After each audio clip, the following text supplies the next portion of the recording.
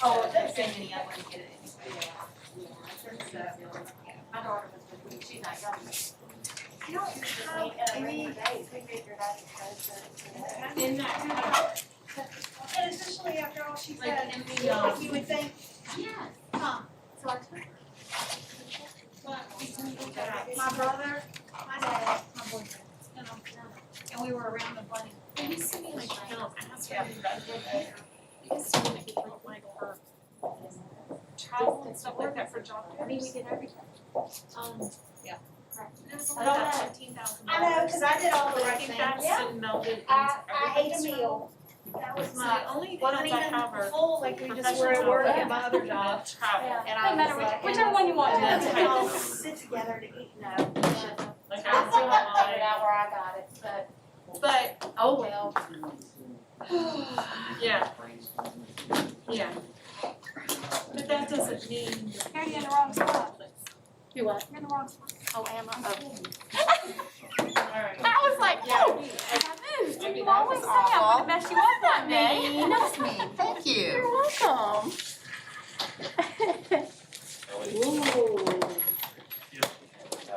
I know, doesn't that look yummy? It does. Did Diana do that? These are like cute little boxes. Hello, Mr. Johnson. Good evening, You, everybody. Are you surprised? No. no,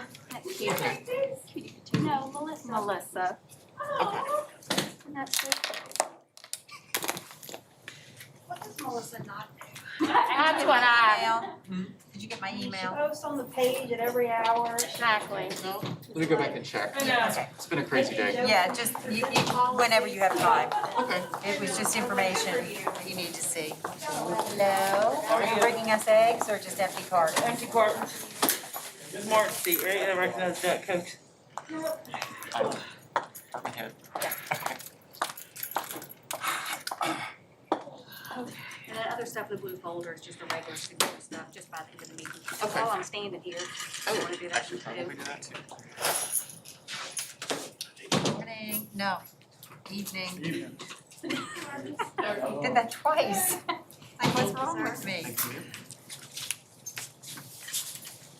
Because I like to just make it Any particular place? wherever your heart desires. That works. Good evening, Ms. Harrison. Yeah. Ma'am. You approved it.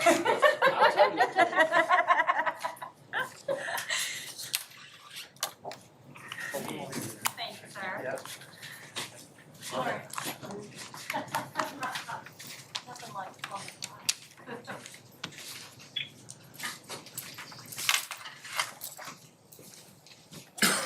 Hey, John.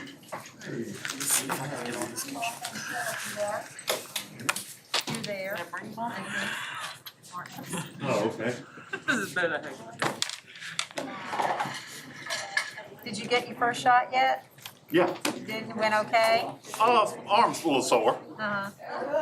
You know. Yeah, as long as I remember.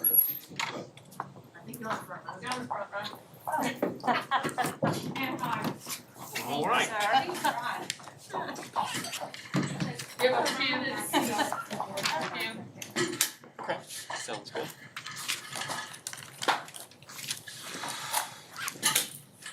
Jennifer, would you use it?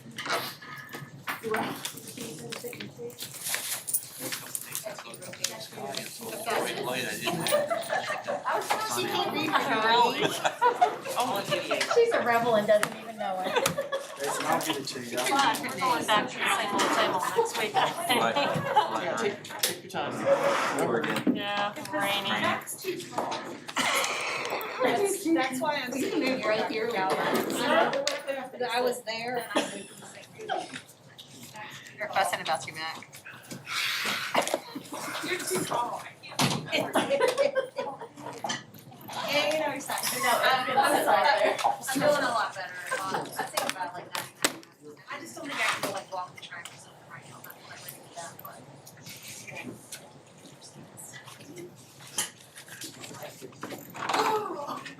It is Evelyn's birthday and It's like. No, she turned 5 over. On you. She's like, so she knows.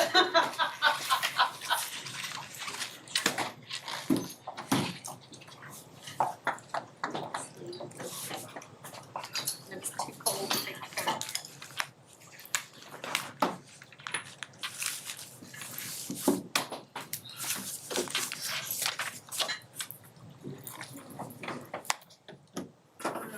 I just need to wait.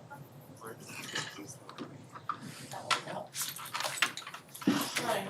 Just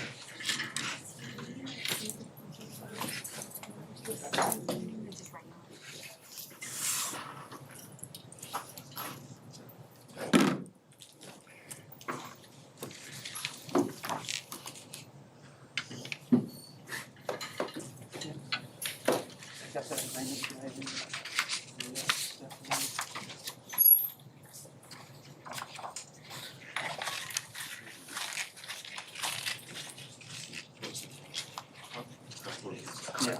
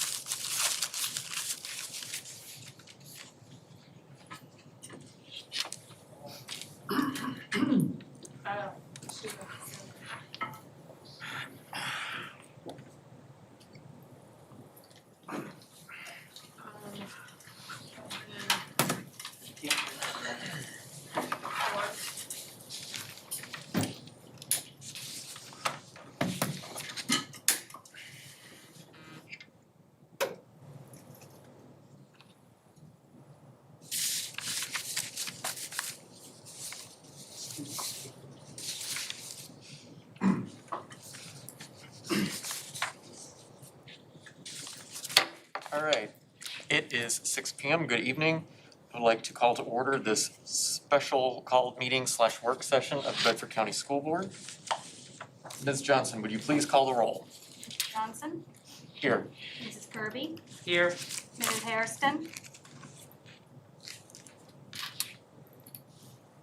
We'll come back, make sure she's connected. Dr. Hicks? Here. Mr. Hill? Here. Mr. Leamy? Here. Dr. Mealy? Here. Mrs. Hairston? Ms. Hairston, can you hear us? Here, Right, Thank you, thank you. can you hear me? Here? Yes, ma'am. Ma'am. Mr. Chairman, you have a quorum. Great, thank you. Do we have a motion to allow a board member to participate in the February 25th special called slash work meeting slash work session in accordance with BCPS policy BDD? So moved.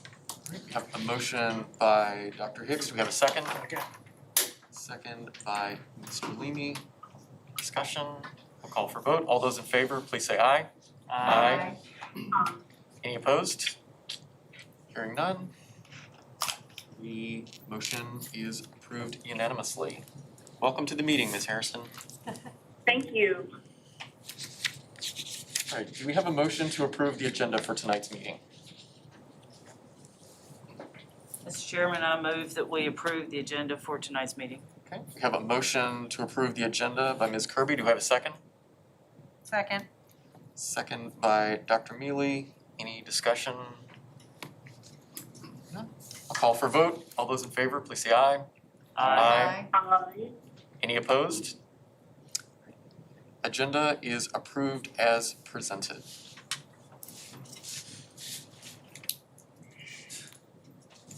School board recognition, Mr. Edwards. Thank you, Mr. Chairman, I appreciate it. Turner, if you will.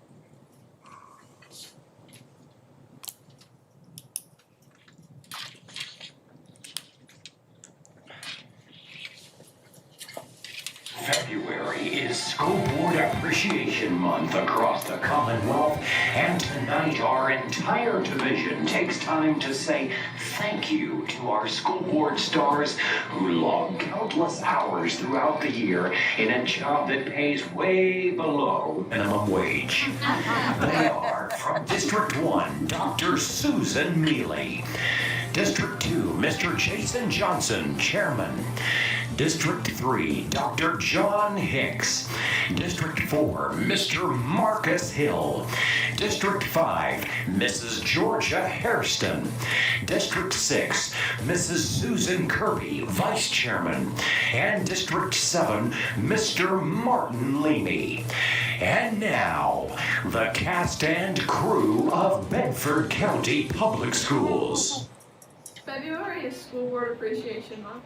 We want to thank our Bedford County School Board members. Appreciate everything that you do. Thank you from Liberty High School. My name is Logan Burley. I'm the treasurer of the Liberty High School SEA, and I just want to say thank you to all of our school board members for representing us in all our separate districts.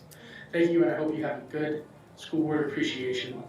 Hi, my name is Jaden Hurt, and I'm essay historian at Liberty High School. I just wanted to say thank you for everything you have done this past year. It is really appreciated.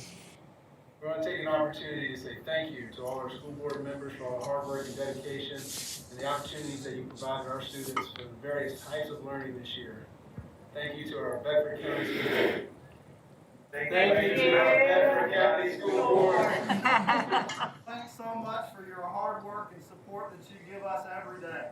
You are appreciated at the river. Cute.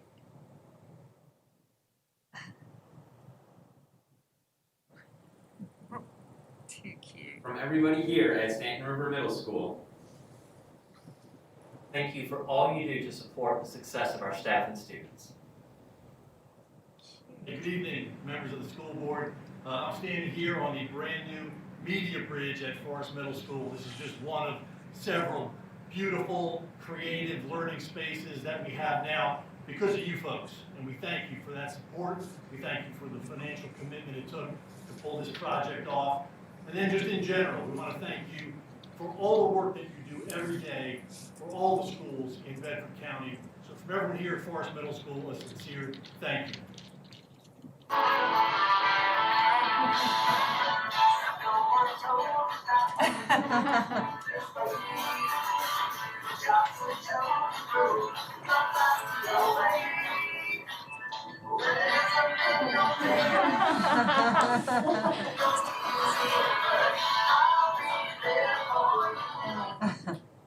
Hello, Bedford County School Board members. This is Scott Graham. I'm the principal at Bedford Elementary School, and I would like to take this time to wish you a happy School Board Appreciation Month. We here at Bedford Elementary appreciate all that you do for the students in Bedford County. I know it's a lot of hard work, and you guys always have the students' best interest at heart. So thank you for all you do.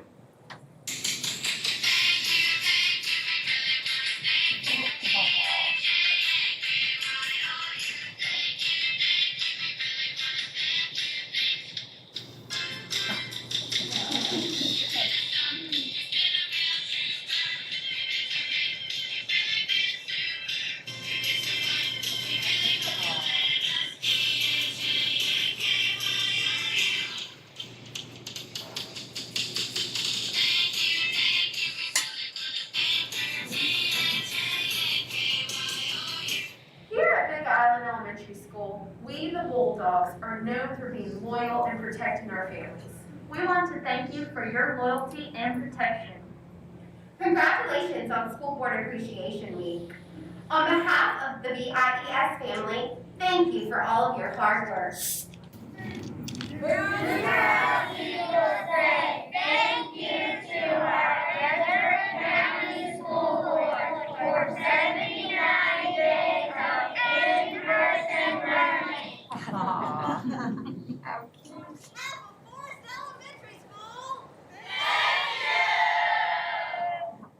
Hello, Bedford County School Board. On behalf of thank you. Aw. You do. And our learning. Thank you.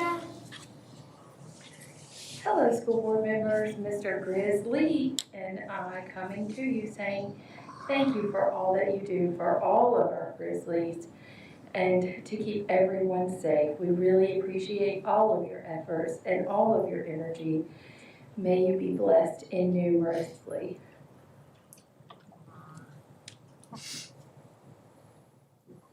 Thank you for helping our school. Thank you for doing everything you do. Thank you for making Bedford so nice. We love you.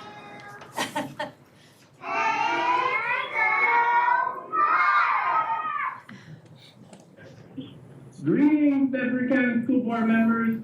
We just wanted to send our appreciation for all of your time and hard work into making Bedford County a great place to learn and a fun place to work. So thank you from me and some other money to bees.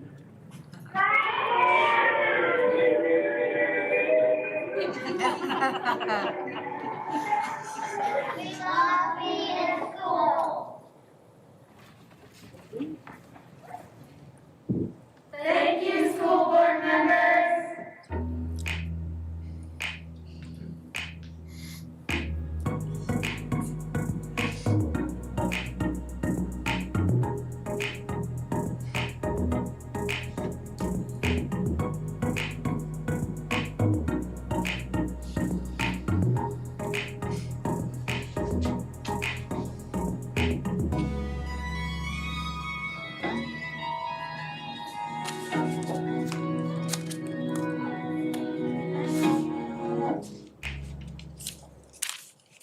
Thank you for all you do for us at Stewartsville. From the car rider line at Thomas Jefferson Elementary. Thank you for all that you do for our schools. On behalf of the staff and students at the Alternative Ed Center, we would like to thank the Bedford County Public School Board for their support during this pandemic year. Thank you. From all of us here at Bedford Connect, we would like to say thank you. For all of your support, For your dedication, for all your time invested, for our students, families, and schools. We truly appreciate you and your service to our community. thank you. Good evening, Mr. Chairman and members of the board.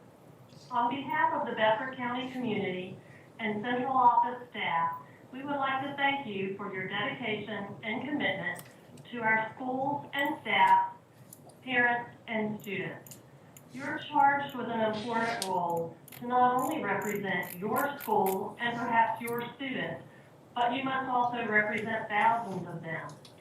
You make tough decisions that go beyond today to plan for what we want our schools to be and our students to become far into the future. We know these difficult decisions come not only from the head, but also from the heart. And for that, we appreciate your leadership, and we join with you in empowering growth for future success. Thank you, and happy School Board Appreciation Month. That was really nice.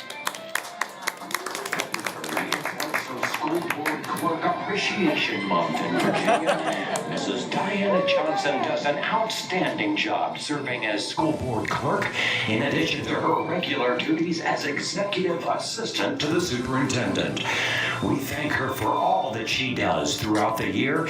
And now, with a special token of appreciation from the board, Mr. Chairman and Mrs. Vice Chairman, will you please come forward? So this is the much delayed presentation from last week. We did not want February to go by without appropriately thanking Ms. Johnson for everything that she does. And so we have a small token of our appreciation from all the board members. Thank you for all you do. Thank you. And from the Virginia School Boards Association. Also, a certificate of appreciation for everything that you do. And I just want to take this opportunity, because it always sounds very interesting when I'm saying, Mrs. Johnson, would you do this? When you were hired last year, your name appeared on the personnel report, Diana Johnson.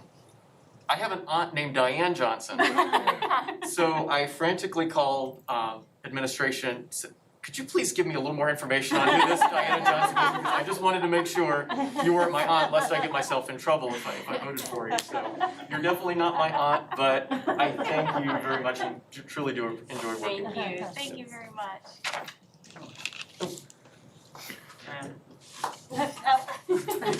Socially distanced photo here.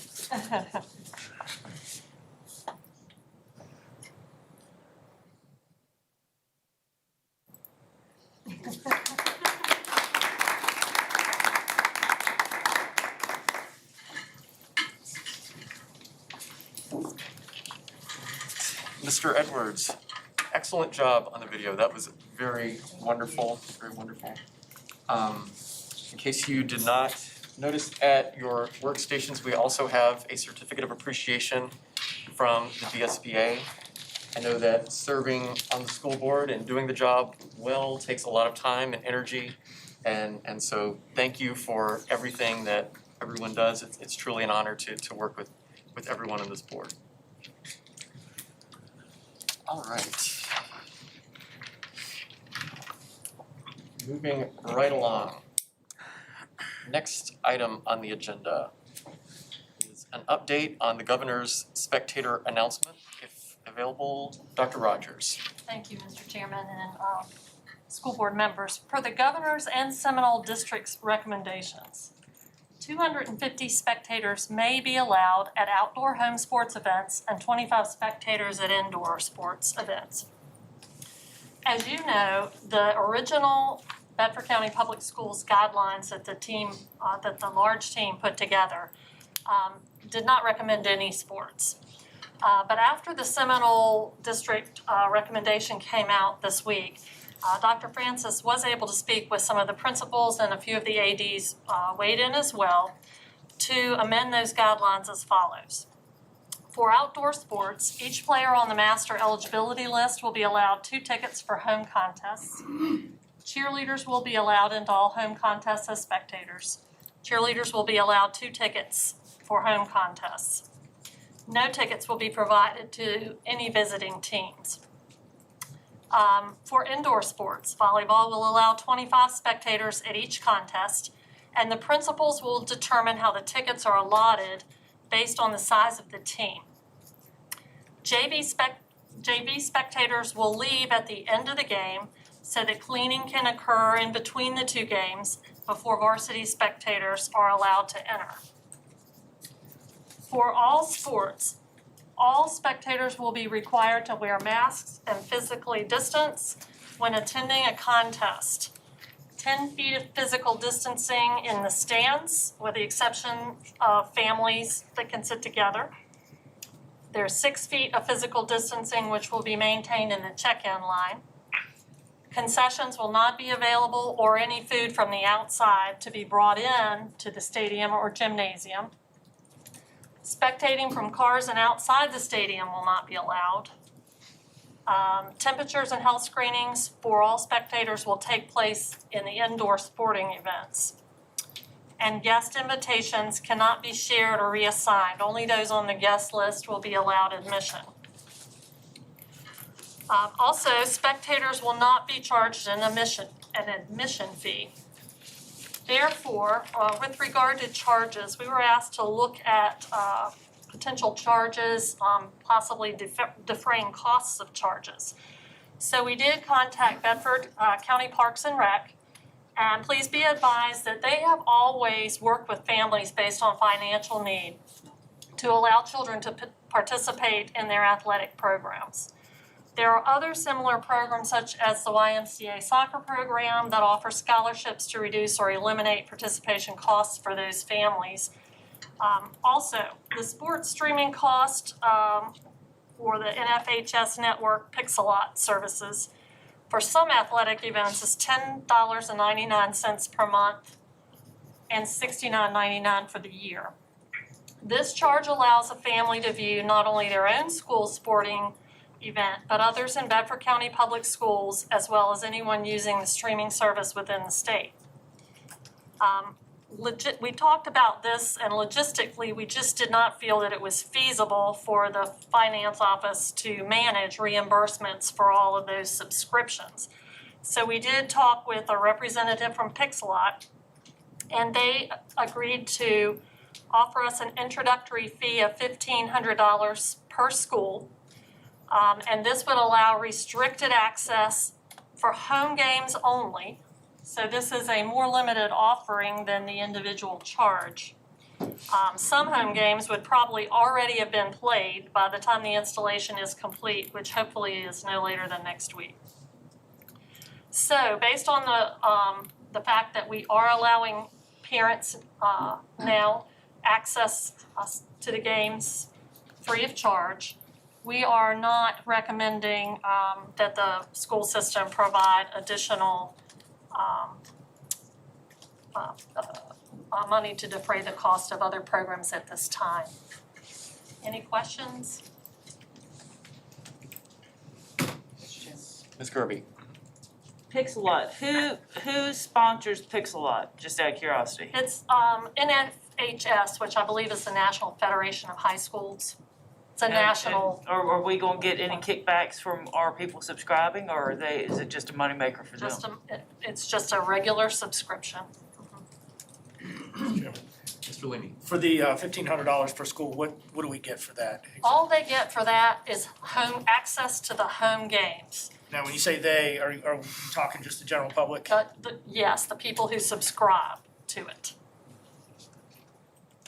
Okay. The general public, so there's yes. Over and above the $1,500 paid per school, there is a subscription fee to that allows more access, which is other schools' games and not just in our area, but across the state. But for the $1,500, and maybe I'm misunderstanding it, but for the $1,500, the general public gets access to that school's home games at no cost to them personally, correct?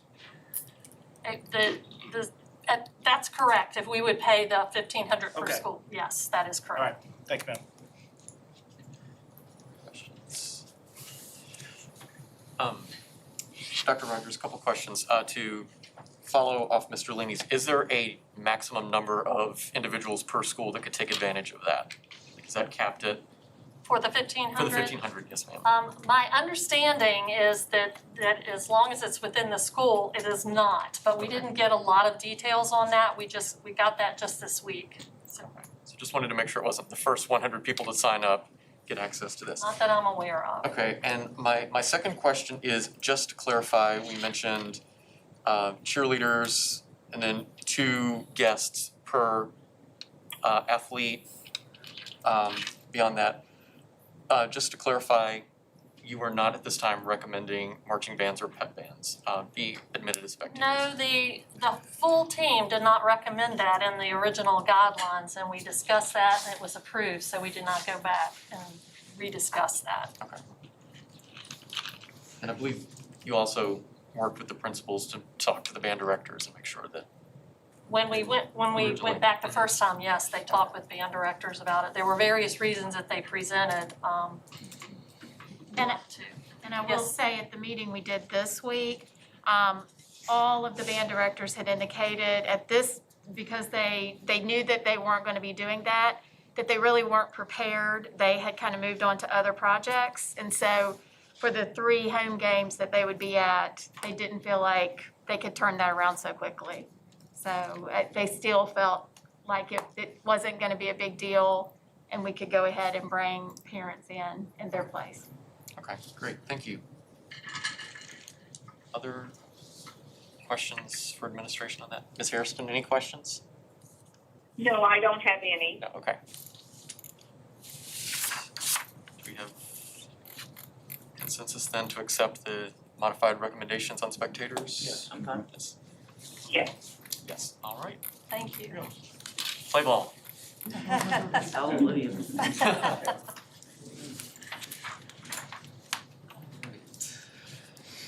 Discussion of the fiscal year 22 budget.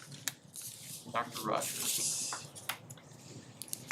I will turn that over to Mr. Hagler. Thank you. I guess out of the gate, I'd like to state to the public that our entire budget is on our website under the finance page on the district website. In addition, there are some slides I'm going to be showing the board members tonight, and I have published those also on the website. So if anybody in the public wants to follow along with those slides as I give some details on what's happening with the budget, they can do so with that. So that's already published on the website. Well, we came in tonight with a revision to last week's proposed budget. And about 4 hours ago, I guess, it was in the newspaper that the General Assembly, the House and the Senate have reached a compromise. Now, this is only in the news, which is going to have us revise the budget again. But I do not have the details on that compromise yet. A lot of times you can make assumptions, but you have to read the details of what qualifies and how they break those buckets up and if you have any mandatory expenditures there. So I think our goal tonight is to present our revised budget based upon what we had 2 or 3 days ago and so we get the board to a point where they're okay with what they want to ask the county for, because that's really the critical part. What's asked from the county? But we will have to come back and revise after we get the details from the state and kind of move some things around. So just letting the board know that there's late breaking news, that there is some kind of compromise there. The biggest thing we've heard, I just don't know how they broke up the money, is this is reported in the news. This is nothing the governor has announced or anything, but that the Senate's budget that I worked off was less favorable than the House. And the Senate's version was recommended a 3% raise for staff, and the House had 5%. It looks like they've got a compromise for 5%. The amount of money between the Senate and the House was very close. So it's not like we're gonna get a lot more money because it's 5%. It's just that the Senate had money broken out that you had to spend in specific areas. So the Senate took some money and put it aside, saying you had to spend it here, and then gave it 3%. The House didn't do that and gave 5%. So there's some kind of compromise, and I'll have to see the details on those as soon as I get those worksheets. So there is gonna be a revision after tonight, but I think if the board's comfortable, I think we can get to a place where what are we gonna ask the county for, so we can go ahead and send that request over. Any questions with that?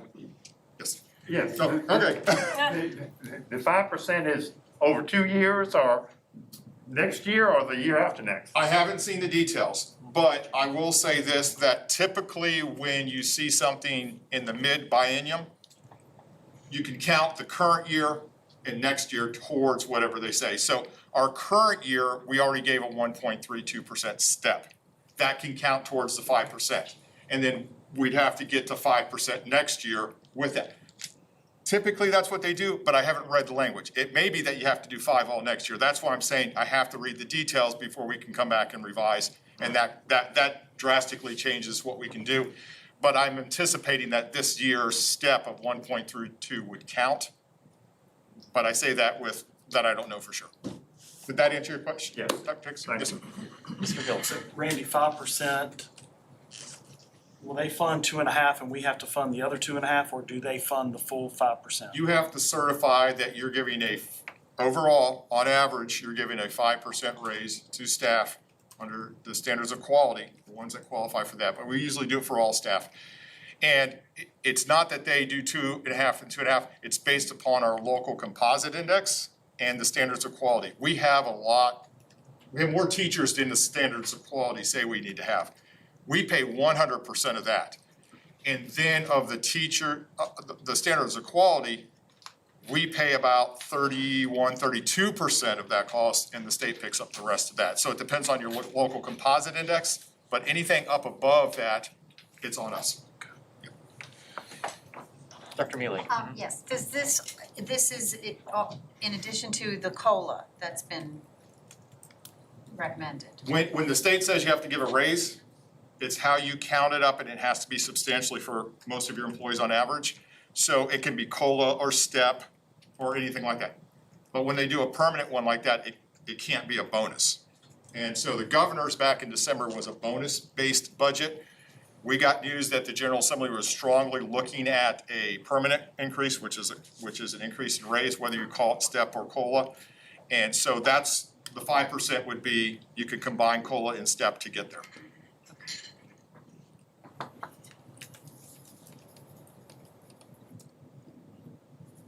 All right, it's gonna get more confusing as we go on. I promise you. But that was the hard part.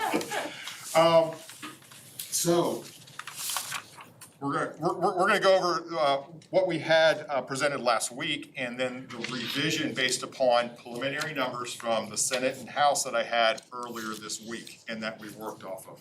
So the good news is more money coming in from the state. Their revenues are in very good shape. So everything I'm gonna really present tonight is gonna be pretty positive.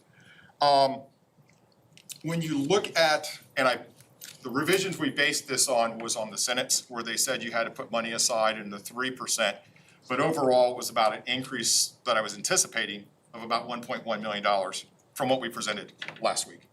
So that's good. Some of that money had to be earmarked specifically for learning loss over the summer. I'm not sure if that's gonna hold, so that money really couldn't help for salaries because you have to spend it in the area. So we'll see if that stays in there or not. Our budget last week also was based upon us asking the county for more money. And let me talk to you a little bit about that. From preliminary discussions with the county administration, their revenues are up, which is good. And based upon the past precedent, they share about half their revenues with us. So about half the new revenue would be about $500,000. So that's good news. But the reversion plan that's in place says $500,000 of any new revenue has to be put into the CIP to prepare for reversion. So we had done that in the preliminary budget we presented last week, so we could meet that reversion plan. So that was $500,000 put aside. We didn't put that in operating. We were asking them for $574,000 more than that $500,000 to meet the budget we presented last week. We thought it was responsible, and I'll get into this as we get into the expenses and talk about revenues.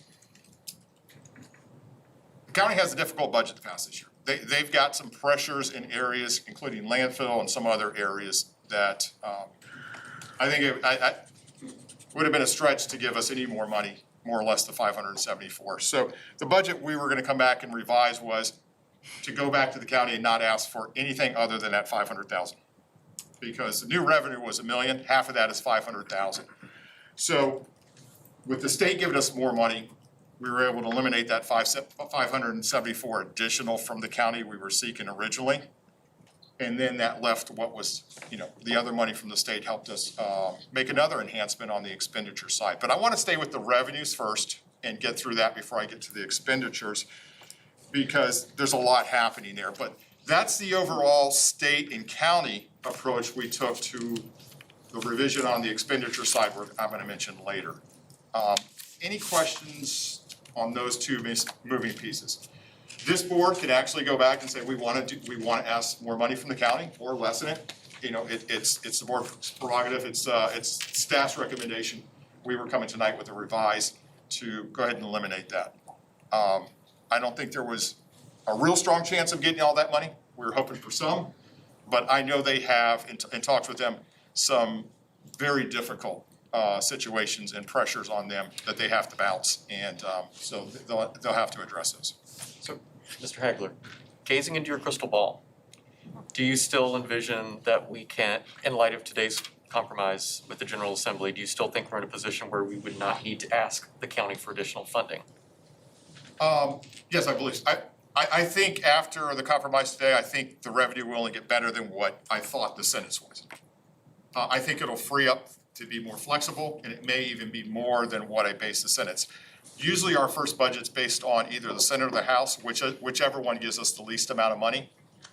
The House had more money in it. I just didn't base our revision off of that. So I think the state revenue could even get better when we come back and revise later. And that was 1 point, what million? The Senate had an additional 1.1.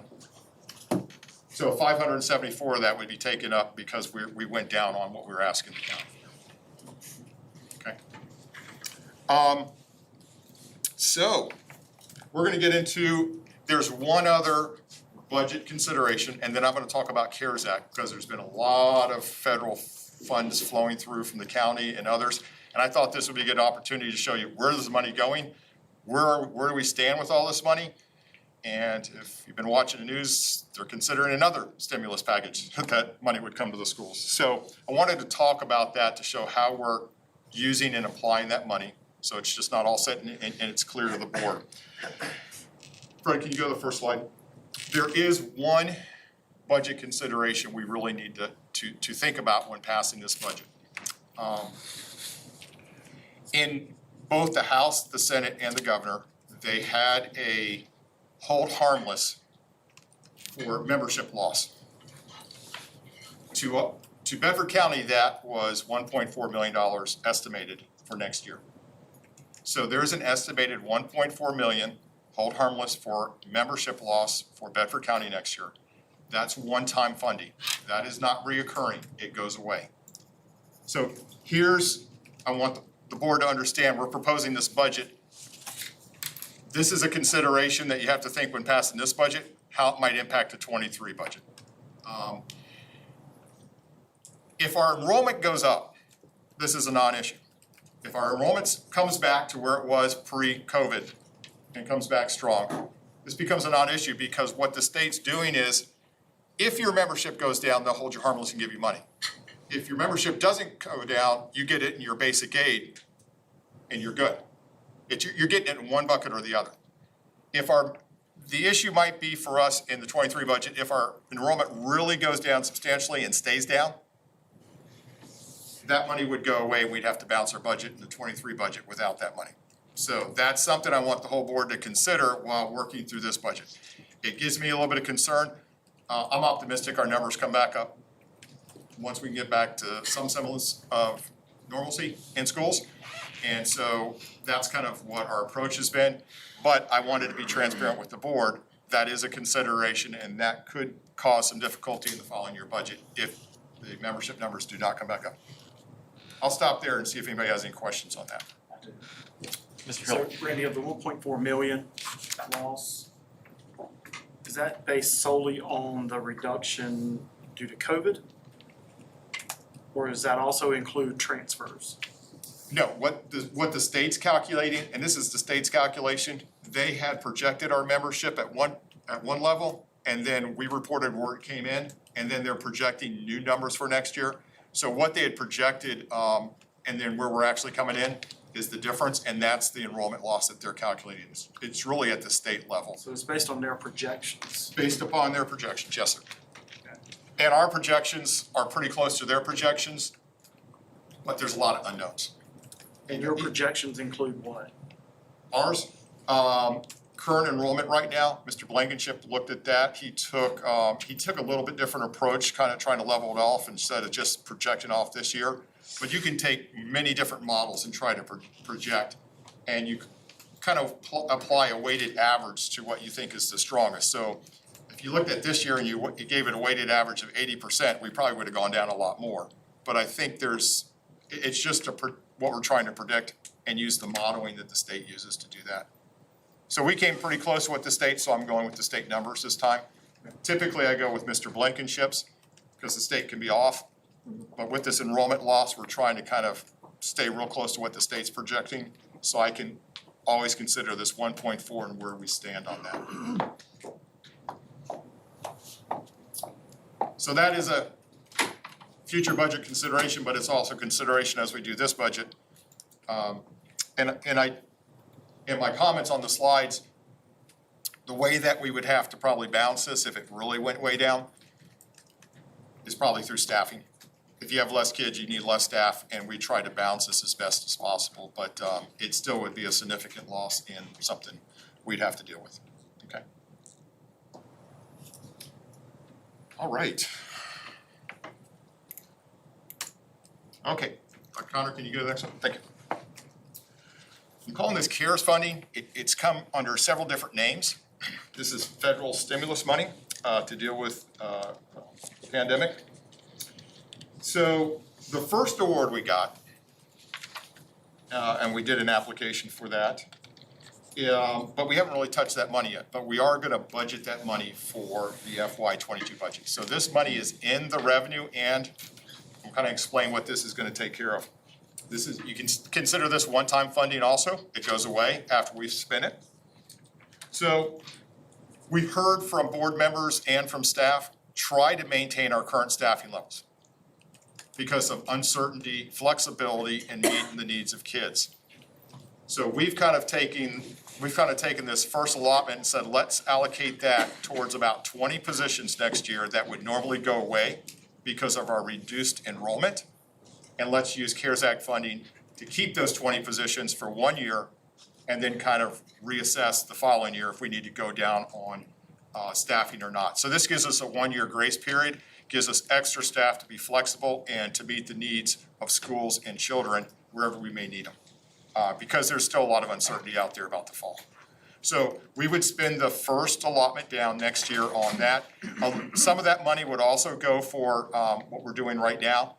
An additional nurse to help out with the athletics and extracurricular if we have to still contact trace and follow those protocols, and also for custodial help, especially during the summer and the mowing months. That was a huge help for our custodians leading into this so they could focus on cleaning, especially once the kids are back, and also for any, if we have trouble getting any vacancies or additional help we might need for cleaning, we can use a service that we've been using. And so some of that money would go towards that also. So that would spend down the first bucket in the 22 year. That money has to be spent by the September of 23. Was it 23 or 22? I think it's December 22 on that one. Excuse me. Sorry. A lot of dates on these.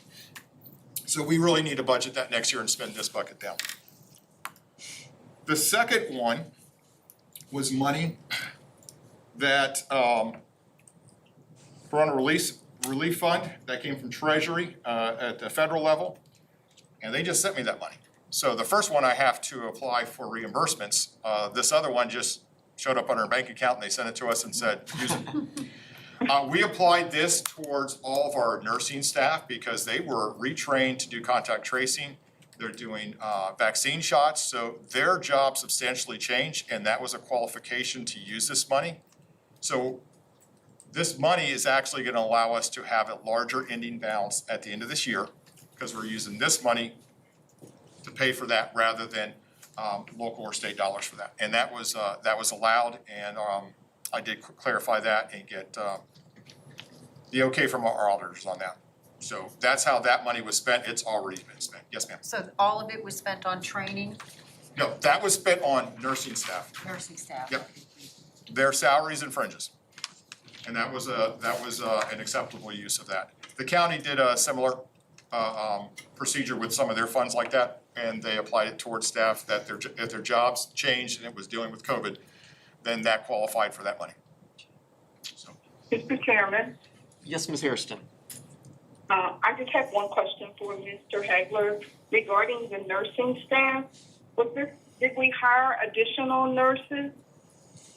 I don't believe we did. We want to hire an additional one to help with extracurricular, but we're having trouble filling those spots right now, I believe. I think we have some vacancies, and if Mrs. Robinson, I think I heard her mention in a board meeting a while, contact tracing and other people are willing to pay a lot more than we are right now, and so we're having a hard time recruiting, but we are trying to fill those spots as quickly as possible. Is that correct, Ms. Robinson? That's correct. We had posted a vacancy in anticipation of the position that would support the extracurriculars. However, in that time, one of our, and we don't call them substitute nurses, we call them floaters because they are on staff, but they cover clinic, especially during these vaccine times. So we have a couple of nurses that cover clinics when nurses aren't available. One of those positions had been a recent addition and decided that school nursing wasn't a position, and so that individual returned to their former work site. So we're trying to not only address clinic coverage with the vacancy because we've had a resignation, but also the extracurricular. So now we technically have 2 vacancies that we are having to address. So to answer your question, we were gonna add 1 to help with the extracurricular. Okay, all right, thank you. Okay. Ms. Kirby, yes. And I don't know why this just came to me, maybe off the wall. I remember several years ago, the nurses' salaries ended up being cut. You remember when they were cut down, thinking correctly?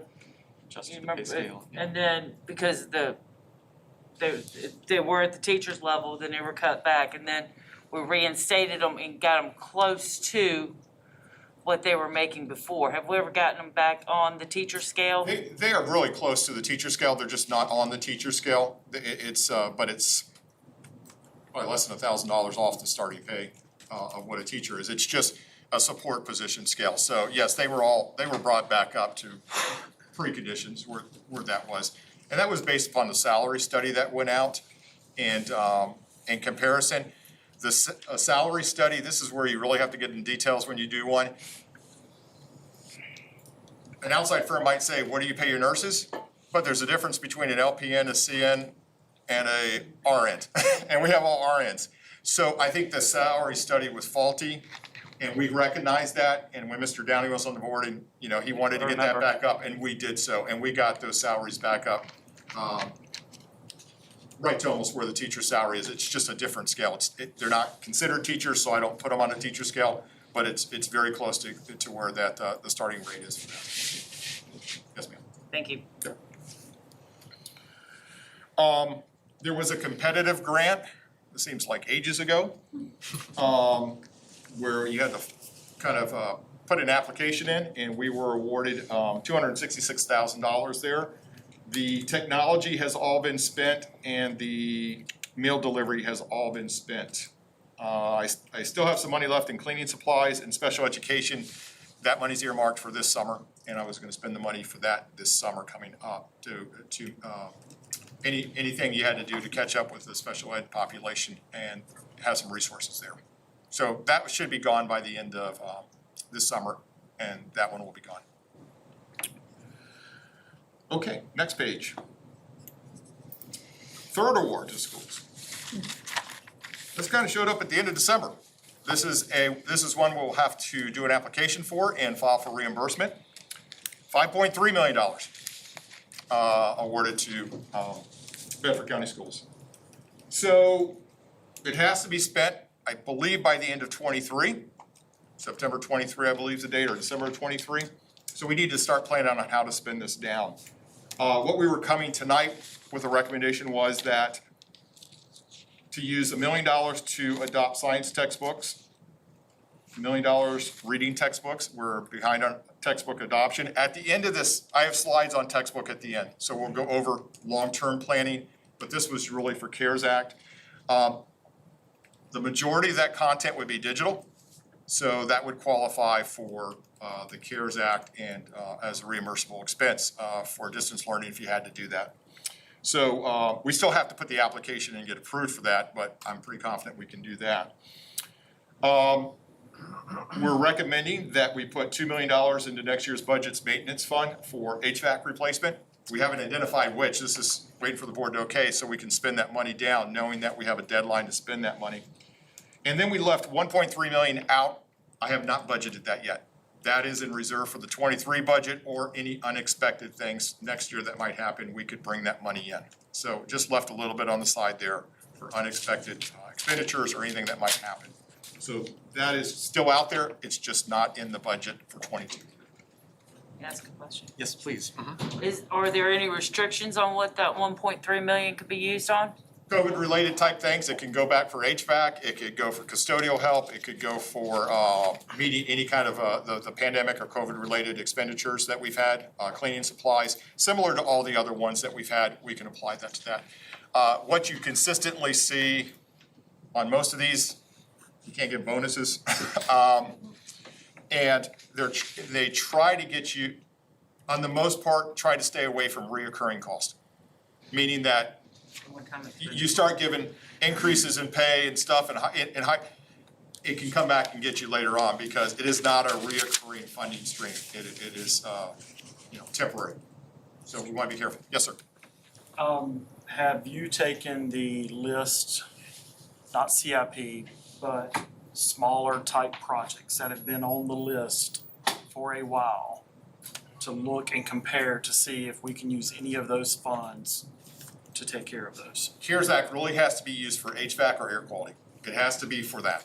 So like a roofing won't qualify. You can't do that. It's very specific. Stinky, germy carpet is air quality. It might. And Dr. So I'm Dewis, asking, have you looked to see what could possibly be used for those funds that are on projects?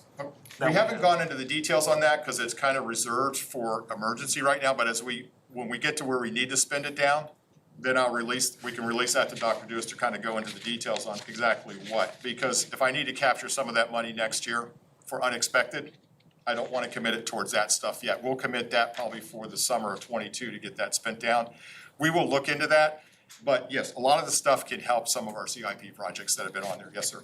And at the end of this presentation, Dr. Dewis is going to update us on the CIP too, because of this. And just at this point, I think one of the things we could think is it could accelerate some of those projects that would qualify, HVAC or carpet, for example, into sooner years that we had them on the list, which would free up the funding that we were expected to spend in those out years for those projects that we had on the second list, which was things we wanted to insert but didn't yet have a funding stream for. So I think it definitely could help. These will take some of the HVAC off, which will free the money up for some of those other projects. Yeah. Mr. Leamy, yeah. Maybe I missed it, but is there a use-by date on the third award? The third award, I believe, is December of '23. Okay. Yeah. Is that right? You said September. Is it September or December? 22 is the end of the grant period. Which one's that? 5.3? Mm-hmm. Okay. They're changing the dates on this all the time, so I think it's December. I think reimbursement, I think we have to spend by September 30th, 22. They have come back and amended some of these though, so I'll have to look at that. I'll get an update on that. I haven't written it yet, so I'll get into the details. Yeah, I'm just wondering if there's enough time if we are gonna use these funds for the projects that we don't have, high priority ones, are we gonna have enough time to spend that money before? Yes, we'll make sure we get the money spent and we'll look at that, but I believe this one was extended. The reason I kind of thinking that, because on the previous page where the 1.6 billion just came to us, we had till December of 20 to spend that. They gave us 2 months. On December 28th, the federal government passed something and they extended it to December of 21. Okay, yeah, I would just hate for us to have those resources available to us and not be able to spend them on the projects due to the length of the project. 23, I'm sorry, I read the fine prints, 23. Okay. I feel better now. And we'll keep the board updated on all this money as we go forward. But this was the first time I had an opportunity to really show you all the different buckets. Okay, thank you. Ms. Hairston. Yes, Mr. Hagler, regarding the HVAC replacement, the $2 million, I'm looking at the figures that you said that we will have in reserve, and immediately I have the question, are we covering all of our HVAC needs? And I know we discussed this in previous board meetings, but I'm thinking if we've got that amount of money in reserve here, are we truly capturing all of our HVAC needs? Well, I didn't plan on using all this money to go get all the HVAC. It was kind of divvying up the money to where we want to start spending it, so we don't have a ton of money to spend real quickly. and keep some in reserve. It may very well be that this money gets reallocated or reappropriated to our CIP for HVAC next year, if we don't have any unexpected expenditures next year. So it'd be my plan to go ahead and move this money and recommend to the board to reappropriate or budget this as quickly as possible so we can spend it down. And it could very well go for other HVAC related issues. Oh, okay, thank you. But this would allow, if the 2 million is put in there and the board's okay with that, we can get started on some projects right now for this, summer of '22 and start, getting those projects going. I'm just thinking, if I may just add this, I'm looking at this money that would potentially be in reserve, and I certainly understand the point that you're making here. But I'm also thinking about our CIP and needs that we have in various buildings. And we have this money, I just feel we need to use it, as quickly as possible. It's there for us. And I'm just hoping that we are really looking closely and evaluating those schools that are in grave need of various repairs. And I agree with Mr. Hill when he says that even something as small as the removal of a carpet, if that carpet has been there for years, then, I just think we have the money, we need to use it to help make things, improve things at our schools.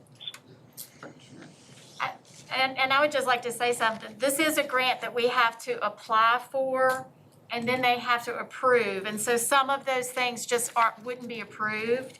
So I think we have to look at our list and say, would they approve carpet removal or replacement?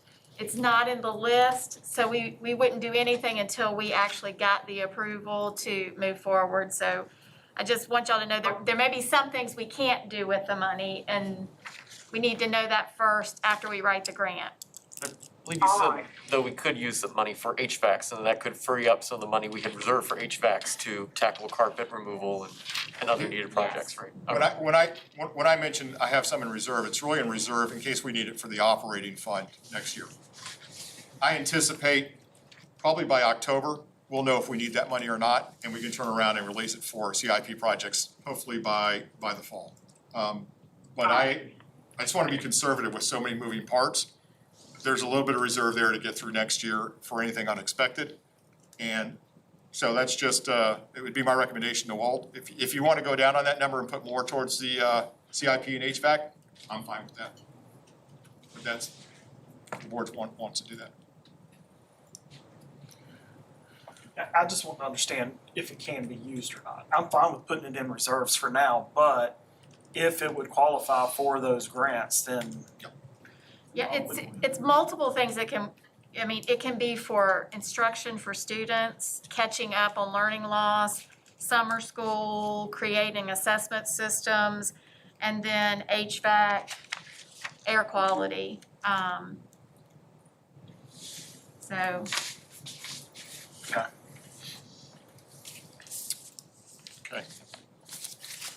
That brings us to, I have something there called fourth award with question marks. There is current discussion at the federal level about a next stimulus package. There is currently money being talked about for schools in there. We don't know if that's gonna stay there or not. So that's an unknown. But as it stands now in their discussions, it is a lot of money. Just to put it in context, if it stays at the level it is now, we'll probably receive more money than all the other buckets we've received so far. So if that comes about, I think we can release the 1.3 right away for spending on HVAC because we'll have other reserves. So that's more to come on that, and that's changing, and that we might know data on that within 2 or 3 weeks. Who knows? But I wanted you to know there is another fourth award, and there's a lot of money in there for schools right now. I think 134 billion. So you're thinking probably around $10 million or so. I'd estimate more than that right now. Okay. Wow. Yep. We received 5.3, and that was 53 billion. And I think we got about 5.3 million. So if you kind of do the numbers on that, it would even be more than that. So So we'll see if that comes about. Okay, and then the county was very generous with their first funds that came out. 1.5 million, all that money has been spent, reimbursed, and they have issued checks for that. All that was for a lot of the cleaning, PPE, digital content, Chromebooks, summer training, communication efforts. You know, a lot of that was all what we were doing last summer, preparing to try to get back in the fall, and all that money has been spent. So the county was very generous with the funds they had received.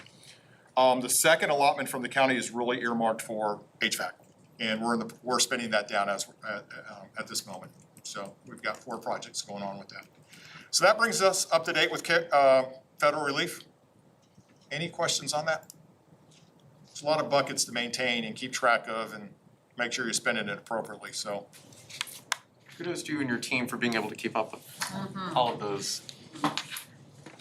The invoices come flying in and you gotta go find them and so, alrighty.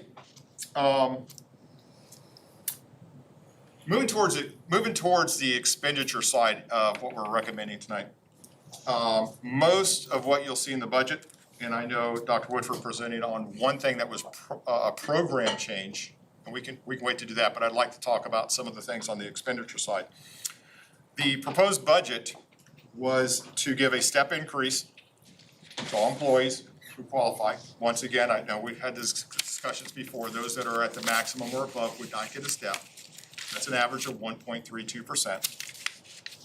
Everybody would get a cost of living adjustment, no matter where you are on the scale. Substitutes, our remediation pay would go up. Extracurricular pay would go up. So when I apply a COLA, I do it across the board to everything, hourly and everything. So everybody would get that 2%. So that was at our what we had recommended last week. In addition, the hourly pay goes up to $11 or during the year. So my recommendation is go up to $11 minimum. That costs about $100,000 to do that in the operating budget, and about the same in the nutrition budget. Randy, what'd you say the step increase was? 1.32% on average. It's consistent for teachers. For support staff, it starts higher towards 2, but then decreases down towards like 1.10. So, but it averages out about the same over time. So the step increases in there. So with the increased state money that we received, we were all setting what we were asking the county for, but there was enough money there that staff is recommending to give 1 restoration step to teachers. There's enough money to do that off the Senate budget. We may be able to do a little bit more once we get what was decided today. But there was enough money to go ahead and give 1 restoration step to teachers. There wasn't enough money really with working on this number to give much more than that. So those people that were frozen, that are still owed a step, would get another 1.32%. I cannot count that towards the 5% because it's not affecting the majority of employees or the majority of teachers. So that could not count towards the 5%. So they get 2.64 plus the COLA. They get a 1.32, so that'd be 3.32, then another 1.32. So they're up around 4.6. Yep. We have teacher salaries on the slides here. This is a very condensed, not a full-blown study. And when you look at the data here, we're pretty competitive at the lower end. After 10 years, things change. We're competitive with some really ratcheted up after 10. And so it's in the later years, you can see a little bit more of a competitive disadvantage. This is just the teachers and some snapshot data that we were able to gather from different districts. I will say that not all districts have gone back to steps. They're given COLAs. And so internally, I'm not sure how everybody's actually applying their salary scales at this time. So it's hard to draw apples to apples correlation because internally they might be doing different things. But with whatever they've got posted or we could gather, we wanted to present this data. And in the budget, we recommended a salary study. We put $50,000 in for that. The strategic plans recommended, or we put it in there to do a salary study every 5 years.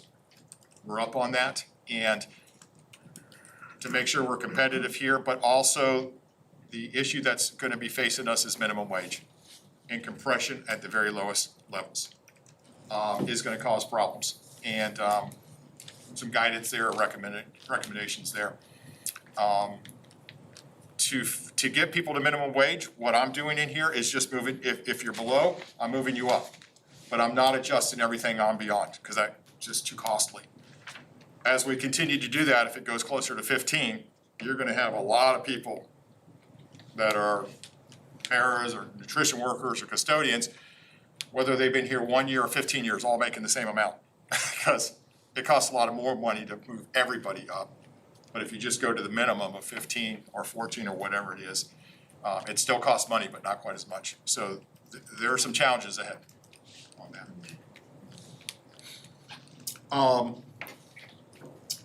Talked about the CARES. So that's the big, we've got technical savings, that's just costs that are going down. Health and dental, participation, salaries, because teacher at 30 years retires and one comes in less. I recognize that savings each year to bring it into the budget so we can do as much as we can. So all those technical adjustments have been put in as much as I could determine. So specifically on that sheet, when you look there, I'm happy to report the second line item, health and dental. We are recommending a 0% increase. Now, I want to talk to you a little bit about this because I had a lot of discussions with my consultants on this. And I do have a couple slides. I apologize. Oh, Craig, can you go to the next slide? This is our cost of living adjustments compared to VRS and to Social Security. We've been making up some ground. VRS lags. So with this is based upon our recommending the 2%. VRS comes out in July, so we don't have that data for next year, and Social Security I was already able to project. So a little bit of makeup that we're doing here, so that's positive. I just want to be transparent here. The steps are not included in this. Now, you could argue the steps should be because they are take home, but I just included the COLAs. If you include the steps from the last 4 or 5 years, you could see that we're probably even ahead. So I just want to be transparent on that. Data can be misleading if you don't qualify it, so. Okay, medical. This is Craig, can you go to the next screen? You might want to pull this up later. It's very small. It's from our consultants. So they were tasked with trying to predict where we should be next year. And so it's been an abnormal year even on the medical costs. So how do you predict where our rates should be next year? So they usually just look at 12-month rolling average. They actually went back and went to the previous year because this year is kind of a poor predictor of what it's going to be. So they kind of split it up, weighted it in 2 different periods and came out and they said they're recommending a 2% increase in our medical. Well, how do we get to 0? I'll show you that in a minute. Some things that are happening in our medical fund, they actually wanted to go up a little bit more than this. They wanted to build in a 6% increase for COVID-related expenditures. But those are one-time expenditures. It's going to happen and they're going to be gone. And they said, yes, it's one time. Well, we have a healthy enough reserve in our self-funded balance that we can absorb that without going up on the premium. And they agreed with that. So they were estimating some $500,000 for that. And I said our reserves are healthy enough to absorb that without going up on the premium, because the premium is reoccurring revenue into it for a one-time cost. So we backed that 6.5% out. They hadn't factored in our pharmacy rebates. So far this year, I've received $500,000 in pharmacy rebates into the fund. Now, that can be, you're like, wow, that's great. But the larger rebate, that means the larger your usage. You get the money back. So, but we factored that in and that brought the rate down some more. So we were in the double digits until we did those factors and we got it down to 2%. It's hard to recommend an increase in our premium when my balance is higher than it was at the beginning of the year. And so we're pretty healthy there. We're about at the $6 million range in the account Run-out claims, we estimate, are about 2 million, so we've got some reserves there for some bad years and can absorb some things like this, so I'm happy to report that. So the reason we can go out with 0 is our dental is coming in, next slide, Dr. Connor, at about negative 17%, but when you put the dollars together, it comes out to almost 0. So we really do not need to go out with any increases. I'm not gonna lower the dental, but I'm not gonna raise the health. And it should allow us to go out at 0. So no changes in premiums next year. Great. So we don't have to talk about splitting the increase in costs with employees but we did have a preliminary discussion that typically if the rates go up, board would take on 80%, employees would take on 20%, and that came from my health committee like a year and a half ago. But that's always up to the board when the time comes if we have to do that, but none for next year. Okay. Going down the list, I wanna make sure I don't miss anything here. The step increase I talked about, turnover savings, bus lease, software adjustment. Some of these, in the technical adjustments, some items are going up, but the majority are going down, which produced $527,000 of savings that helped us do these salary enhancements, so. There's probably 60 to 80 lines that I've touched on that, so if you want the details, schedule a date with me and I can go down and show you all the lines I've touched on that. There's a reduction to Laurel School. We're not making a program change there, we just have less kids there and we're not paying them as much. So I'm just recognizing cost savings there from our actual expenditures that we have this year. So we're gonna go down on that about $100,000 for next year. That 190 for extra nursing and custodial I spoke about earlier, that's part of that 1.2.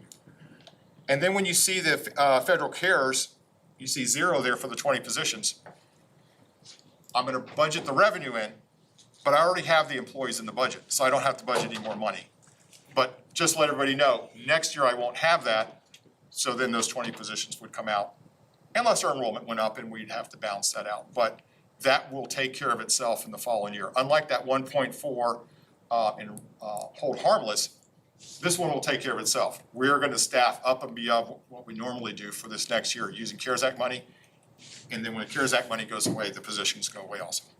And we should be able to take care of those positions with regular turnover. Shouldn't be anybody have to be riffed or anything on that, so. Okay. The salary study we had mentioned, that leads us into the alternative education and mental health services. I'm showing the changes on the 2 there, the delta or the change between those is about a roughly $200,000 savings if we do those both fully. And with that, I'm gonna turn it over to the board to ask questions, or Dr. Woodford. I've run the numbers, but the actual program changes is probably what you might have questions on. And I'll take a breather here for a minute. So last week, I shared our recommendations with alternative education and mental health supports.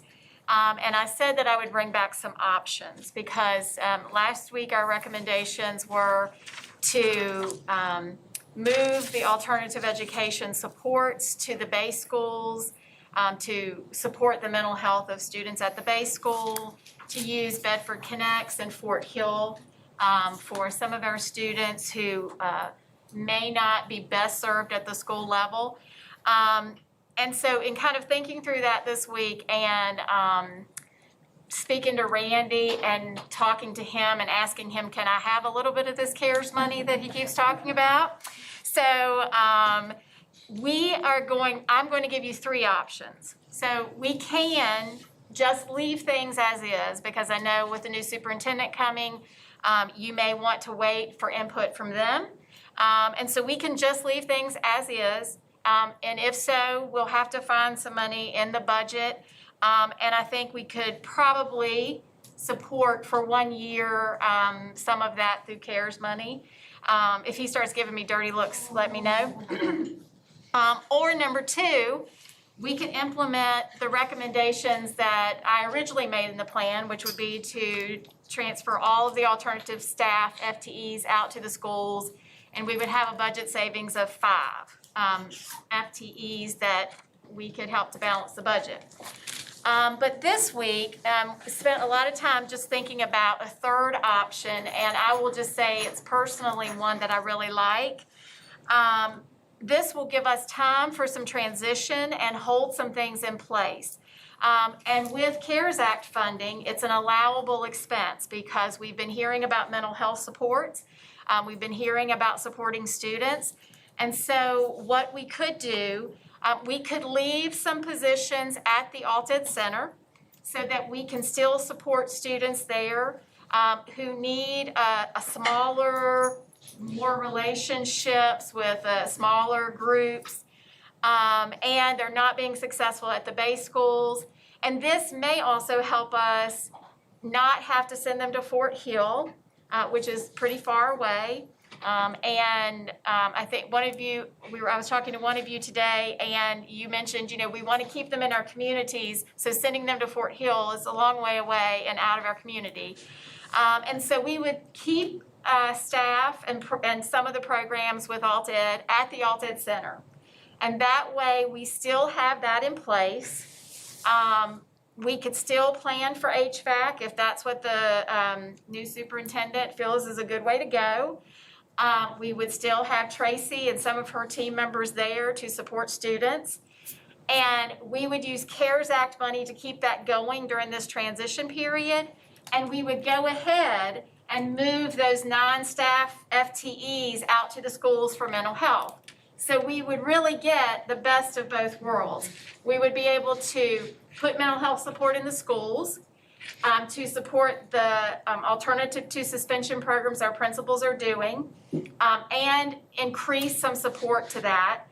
And we can also keep our Alt-Ed program intact, albeit on a smaller scale, not as many staff members, but we could keep it going, working with Bedford Connects, having a learning coach for students for some of their work if they're connecting with Bedford Connects, and having teachers on site to support them just like they do now. So that third option, again, it is using CARES Act money, so that money does go away.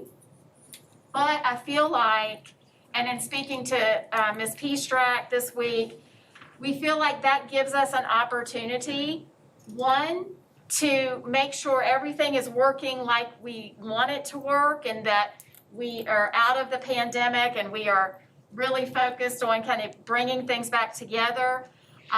We'll still have Bedford Connects. We'll still have support at Alt-Ed if we need it, and the staff there. And so I feel like it's a good plan if we're going to try to make some transitions or changes. And it also gives a new superintendent time to look at what our Alt-Ed program looks like and where we're going with mental health supports. So that would be my suggestion. Of course, it's really up to the board. We can do nothing, we can do it all the way, or we can do this transition, which I think would be more successful for kids in the future. Okay, so we have Mr. Leamy and then Dr. Emile. Sure. Under your third option with the scaled down Alt-Ed Center, what is the maximum number of students that could be supported under that particular option? It would probably depend on, we would be looking at probably 3 teachers and some special education help. So probably depending on the needs of the students, we could probably get up to 25 students there. And one of the suggestions I would make would be that our students who are in academic support, they're not there for behavior, they're there more for individualized support. We would put that support at the base school, so we're supporting them there. Right. And so that would lower some of our numbers at the Alt-Ed Center in that. Yeah, I was just curious as to how many of those students who needed to be in that type of environment, how many we could support under your third option. Right. So, okay. And knowing that they'll come and go, and one of the things Ms. Peastrack and I've talked about is we feel like that'll also, she has a lot of training and expertise, and so does her teachers. She would spend some time facilitating, meeting with principals, and we would be creating transition plans to see, can we move the students back in successfully? we want to be proactive rather than reactive and waiting for them to get in trouble. So I feel really good, she feels good, and I think if we have a year where her staff and the staff at the schools can plan together, I think we could do a really nice job with it. Thank you. Dr. Mealy and then Dr. Hicks. Yeah, well, let me say, that whole thing makes me feel so much better because I'm certainly a person who would not support a Fort Hill placement for a child if we can do it here. Right. I think there's a couple of things here that are really great. Number one, Ms. Peastrack has done a wonderful job with this program, and having worked with her, she has help students graduate who otherwise would not have graduated. So I think it's really important to keep those students who really require that level of support here with us because, as you said, she's so well trained with that. And I think just the time to allow us to make a more effective transition is really a great alternative. Let me ask though, so you said that we would have 9 FTEs going out to the schools. Correct. What would they be? So at the elementary level, we would be adding a school psychologist that would not be doing typical eligibility work and testing. They would be almost a coordinator of the elementary program in behavioral health. We would be adding 2 level 2 intervention design specialists, which would be certified mental health professionals. We already have 2 level 1s, so they're not additional positions. We already have them and we're using them. So 3 positions at the elementary level. And then at the middle and high school level, we would add a school psychologist so that each middle and high together have a school psychologist to share. And then we would add 4 level 2 mental health professionals because we already have 2. So that would be a total of 6, and that is level 2, so that's a mental health behavior specialist of some type. And then we already have 2 level 1s supporting 2 schools, so we would add another one. So that would be 1, 2, 3, 4, 5, 6 positions between the middle and high schools. Okay, so I love the idea of a school psychologist who's overseeing all this, not doing evaluations, but actually being able to be so deeply involved in the behavioral issue of that and the academic as well. All right, so I think I understand what that looks like at the middle school and high school. So what would that actually, because you're saying, as I'm understanding it, that the middle school and high school are going to share this site, they have the level 1, they have the 2. What's that going to look like in the elementary schools, given that we have 13 elementary schools? So I'm going to turn it over to Mrs. Robertson, who kind of has that plan in her head better than I do. Is your question specifically about the school psychologist? No, what I'd like to know is I really like the model you're talking about, a school psychologist, level 2s, level 1s, but how is that going to look at an elementary level? It seems like you have that all squared away at the middle and high school. What does it look like the elementary? Let me just, can I just add one thing? When Dr. Mealy and I talked a little bit this week about this, and I think and I don't want to speak for you, but your concern, I think, was that if there are only 4 positions spread out over 3 zones, that possibly we may need more support, and each zone have their own support kind of designated to them. So I think that's what we had talked about. So you explained what we've got with the 4. Sure. First, as you'll see in this chart, when we say school psychologist for Stanton River, Stanton Rural High, that doesn't mean automatically one person split between those 2 sites. We may find that it's best to have a dedicated psychologist at the high school, but that person at the middle school may also serve an elementary program as a traditional school psychologist would. So the structure here would not imply that those that are supporting middle schools would not also support elementary schools. The distinction of that one standalone psychologist position is really that configuration of someone, because we have 13 elementary schools, is really more of that program coordination. We feel like by having a school psychologist at each high school, they can support program coordination because it's a single site.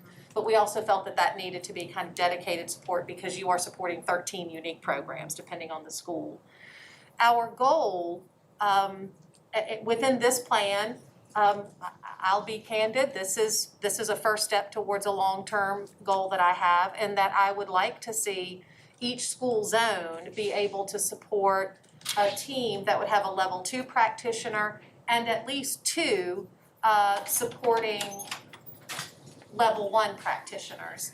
And I think I would like to clarify, if I could, for the board, when we talk about level 2s and 1s, I think it can get a little bit confusing.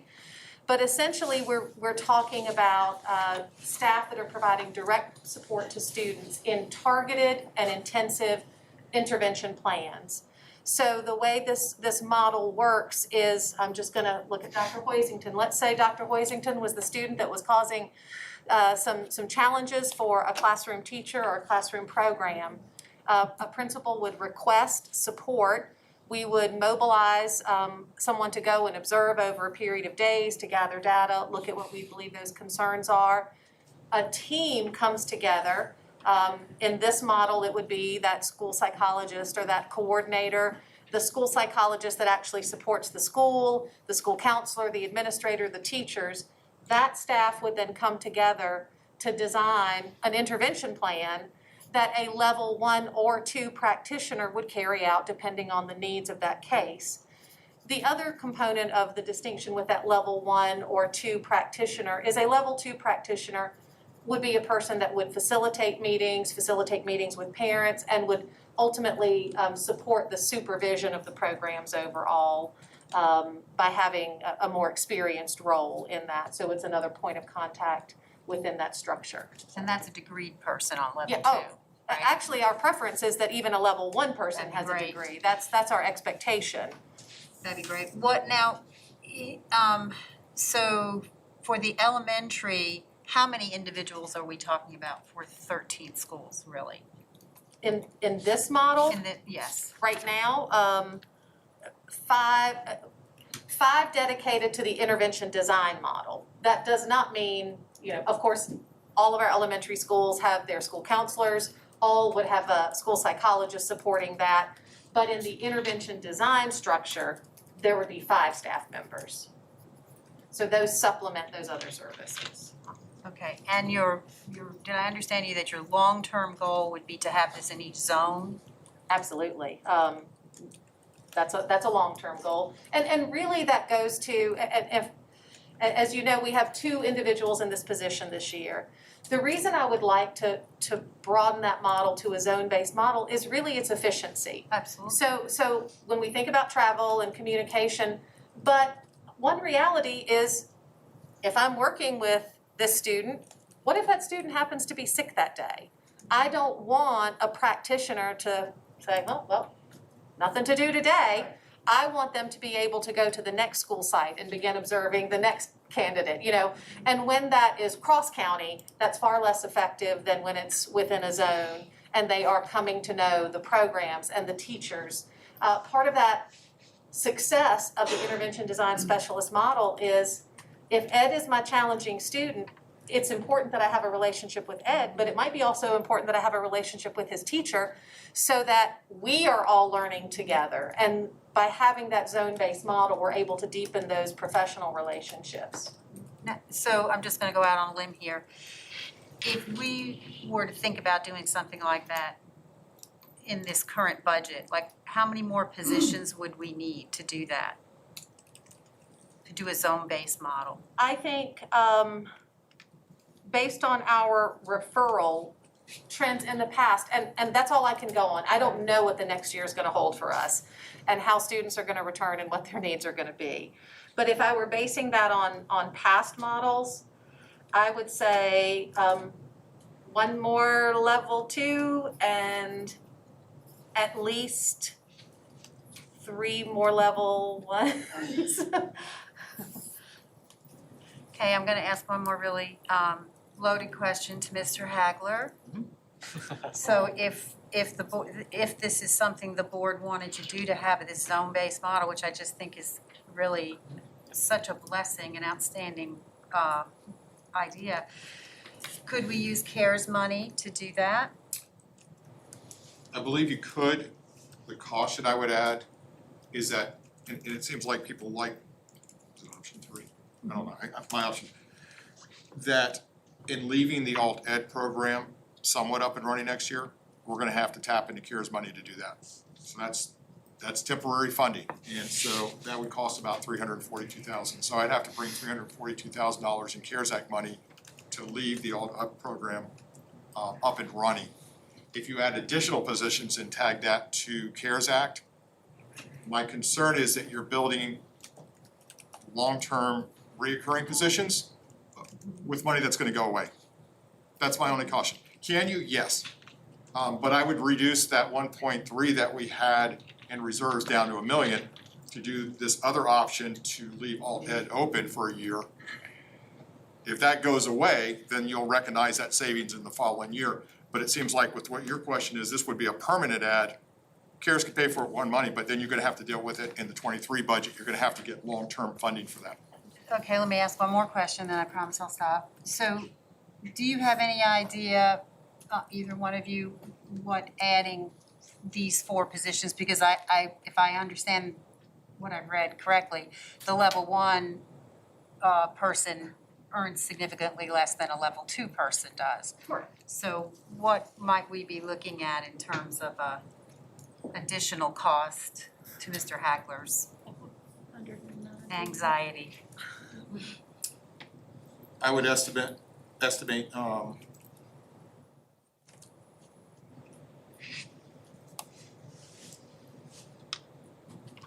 to $180. Is that just in salary or is that in total comp? That's all of it. What was that amount again? 150 to 180,000.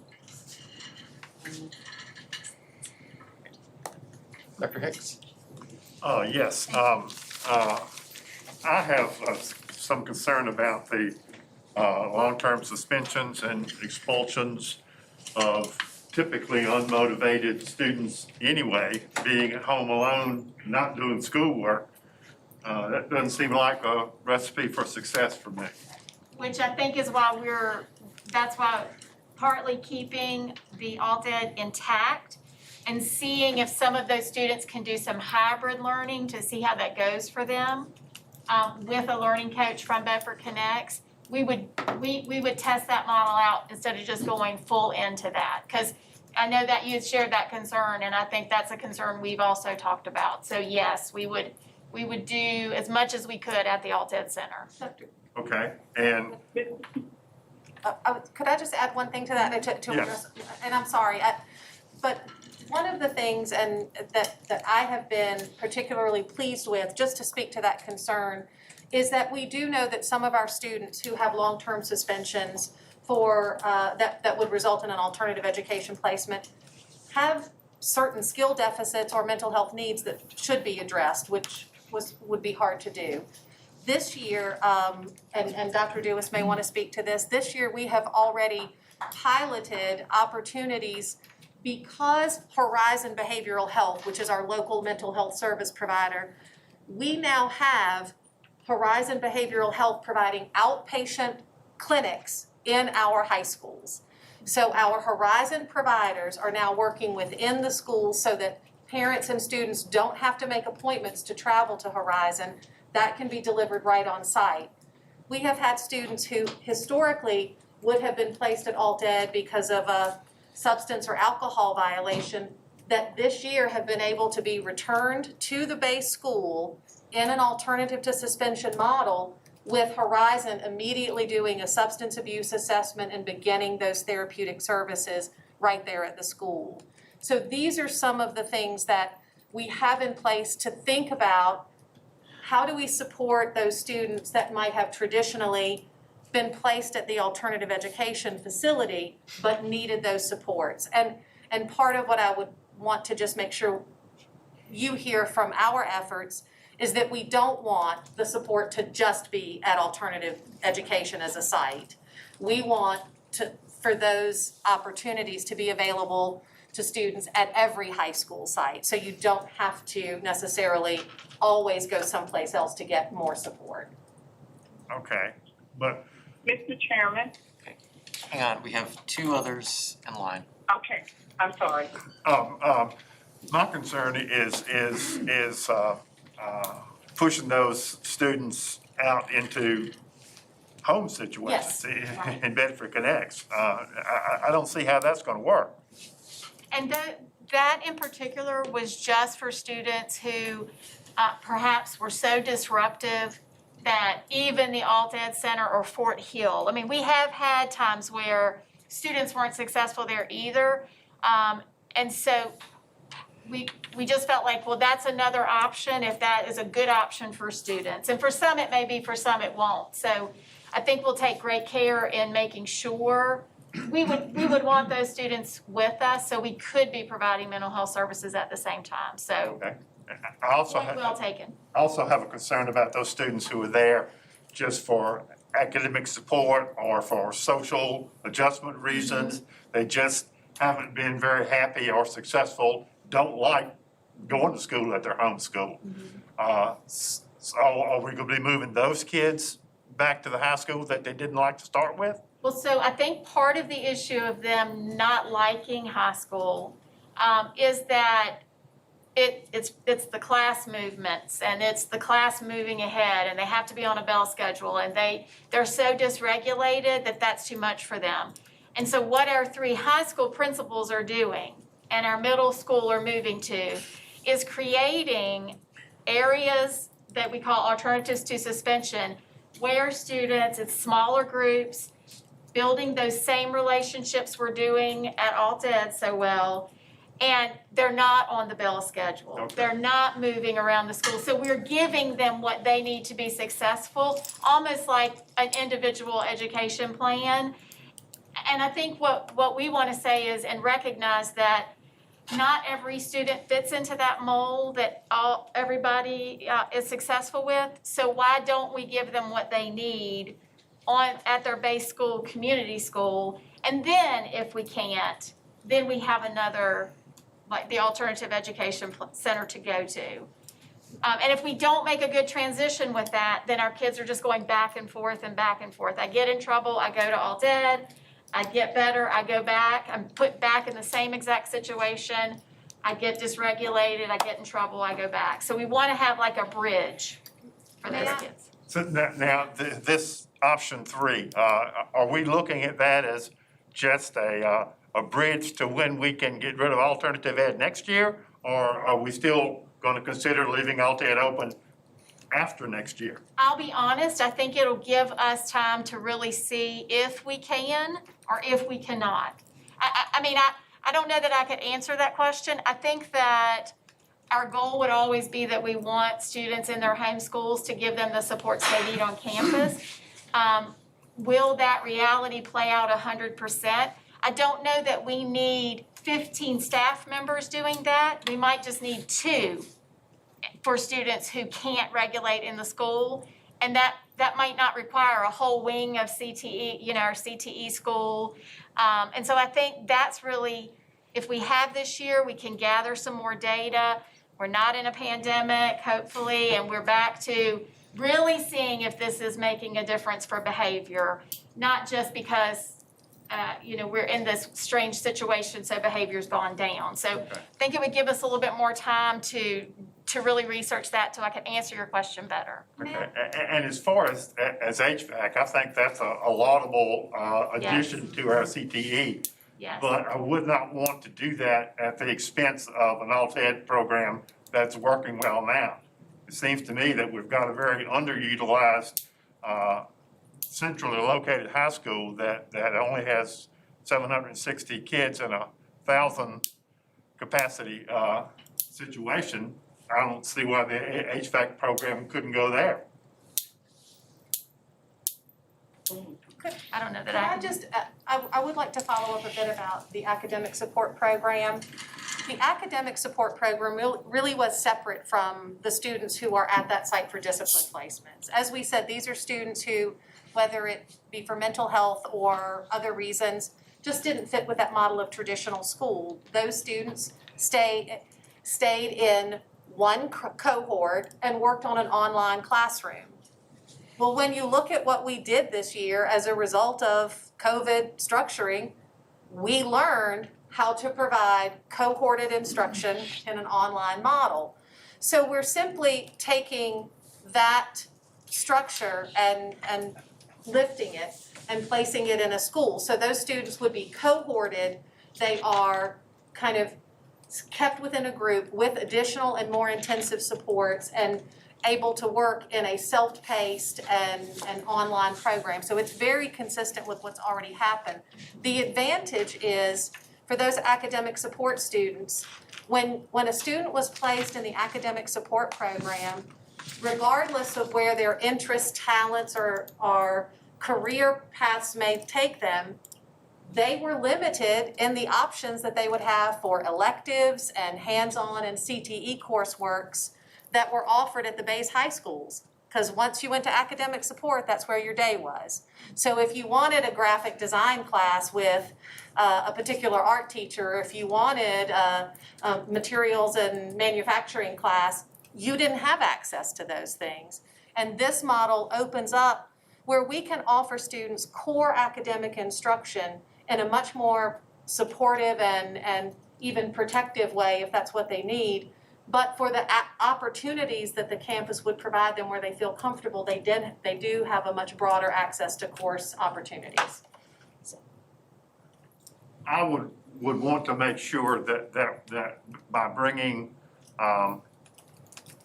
disruptive or non-compliant students back to the high school, that we're not causing a situation for the students who are there because they want to learn. Right, and those academic support students are not there for discipline placements. Those are self-chosen placements, and those are the ones right now that we're talking about giving the opportunity to find that model back at their home school. So they are not required to be there. This is a choice and selected process. We want to give them that selection back at their base school. Okay. Ms. Kirby, Mr. Hill, then Ms. Hairston. When we discussed earlier, and mine's gonna be more of a statement than any question, so you guys are gonna be off the hook for a little while. When we discussed this earlier, or I've talked to several high school principals, and they really love this idea of the new structure. In fact, a lot of them were afraid that we were gonna go with old school type structure, and they were really, really fond of this and looking forward to implementing it. However, my reserve is, and this is where I'm going to come across as being the bad guy here. With this being in the budget presentation here, it's showing an assumption that we've already approved this program. And we as a board collectively sat here and said we weren't going to make any changes and we weren't going to hire anyone new until the new superintendent came on board. Plus, we were just presented with an option 3 tonight that, of course, we've had no idea or no time to look at. And I did some quick calculations, and if we approve this budget with this in here, if for some reason this doesn't pass, or the new superintendent wants something completely different, our budget's gonna be short $210,000. And I don't want to shoot myself in the foot and be short over $200,000, and I don't wanna put the cart before the horse to approve this budget with this in here, saying that we have approved this program. That's all I had to say. Mr. Hill, then Ms. Hairston. Yeah, so, Dr. Woodford, if we were to go to our principals at each level, high school, middle school, and elementary, what would they tell us their preference is? And if it's different, I want you to identify that.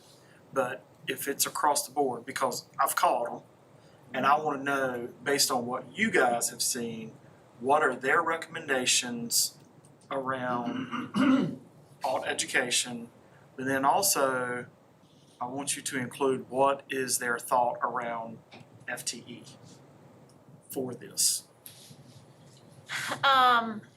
In our conversations, and again,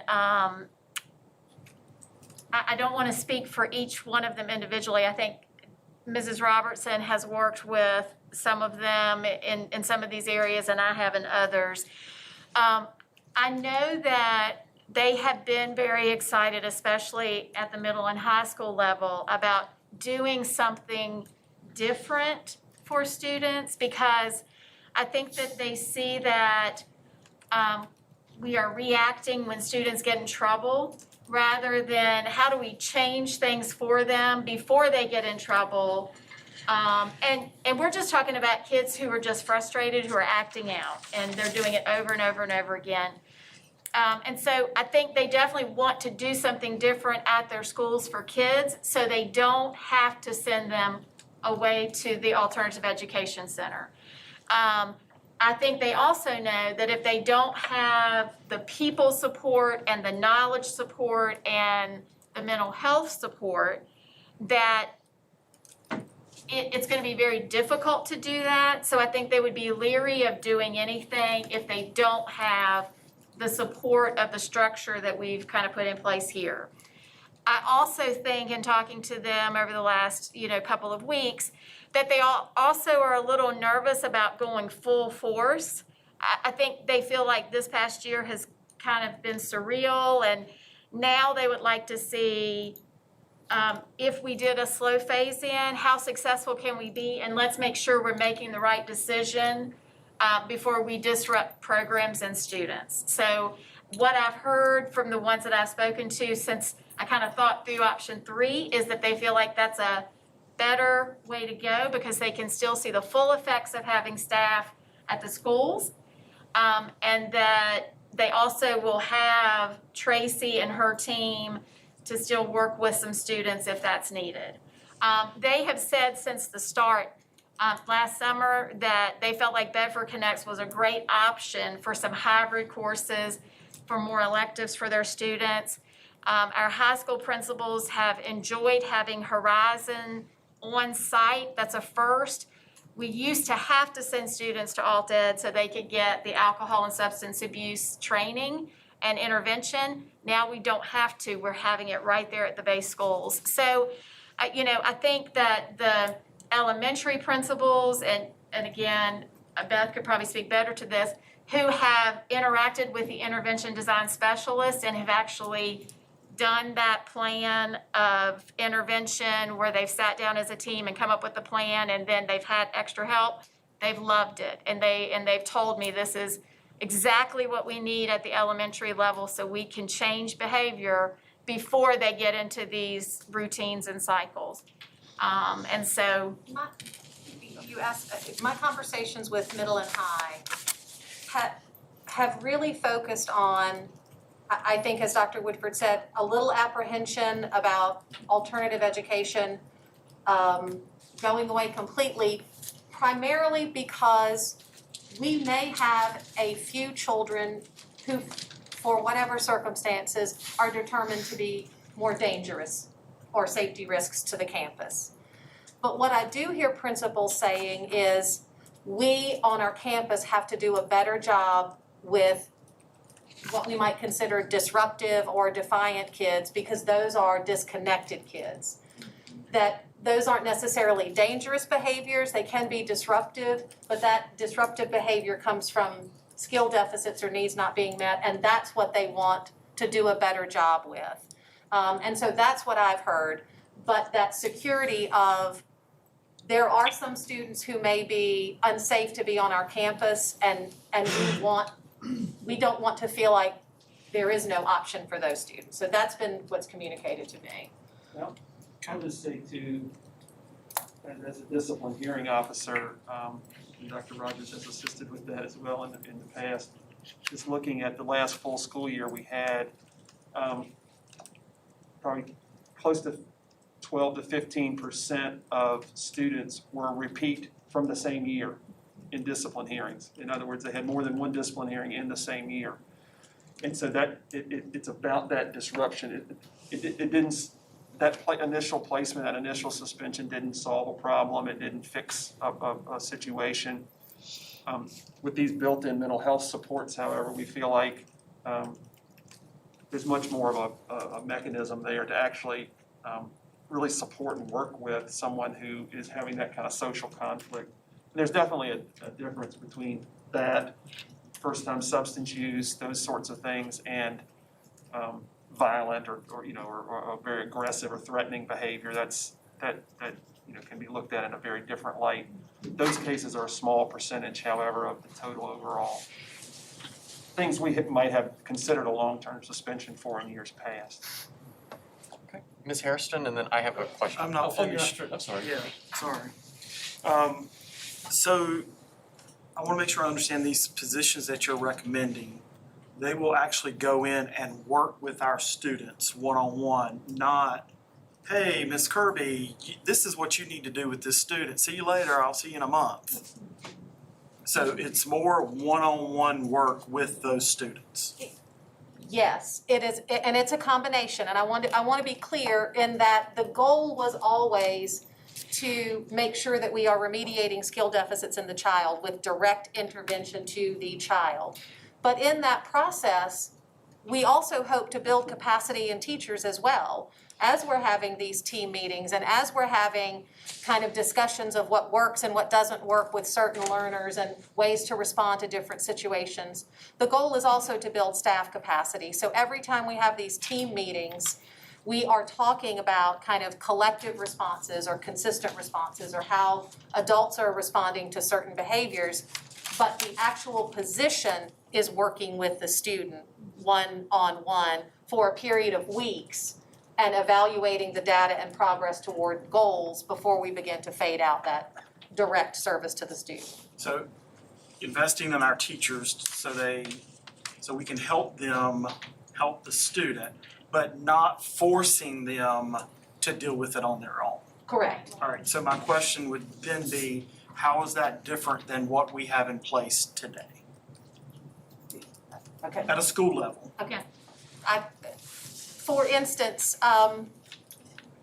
sometimes when you're designing an intervention plan, you are designing plans that require perhaps immediate reinforcement or consequences for certain behavior. And when I say consequences, I just mean outcomes, not necessarily a punishment. But when a teacher is in a classroom with 10, 15, or 20 students, that's a high burden for a teacher to be expected to notice and respond to certain behavior and identify the intervention response every time. So our goal in putting that one-to-one person is, for this period of intense intervention, that person can directly respond to the behavior until we bring it to a point where it is appropriate then for the teacher to be able to respond to it. So it is the intensity of attention to the student that gets faded over time, because our goal is that the level of teacher-directed intervention to the student would be consistent with what would be expected for the general classroom. And I would just say that typically what happens today is we might have an administrator who's trying to work, we have a disruptive child, the administrator's going in trying to support the teacher or trying to bring that disruptive student out, and then they get called to something else. So that teacher's kind of on their own. Or, the guidance counselor's in trying to work, and then they get called to another student. So I think the difference in this model is that support is designated to that student and that teacher for supporting them through to see if the behavior model and the changes are working. And for our youngest learners, sometimes our preschoolers, our kindergartners that are coming to us disruptive, they just need to be taught the appropriate responses and they need that immediate feedback. And so that's what this provides. And the teachers get the opportunity to see things modeled that they've not been able to see before. That's been the really positive thing that I have heard from teachers that are participating so far is, when I watch, I realize that's not what I would have done, and now I know what to do because it's right there being modeled and integrated as part of that classroom. Mr. Chairman, quick question. This is just information. We're not taking action on this tonight, correct? Depending on what action we wish to take with the budget recommendation tonight. Okay, well, then I'm gonna have to ask a few more questions, and I apologize. No, it's fine. I didn't realize the third option, or I would have called you. So,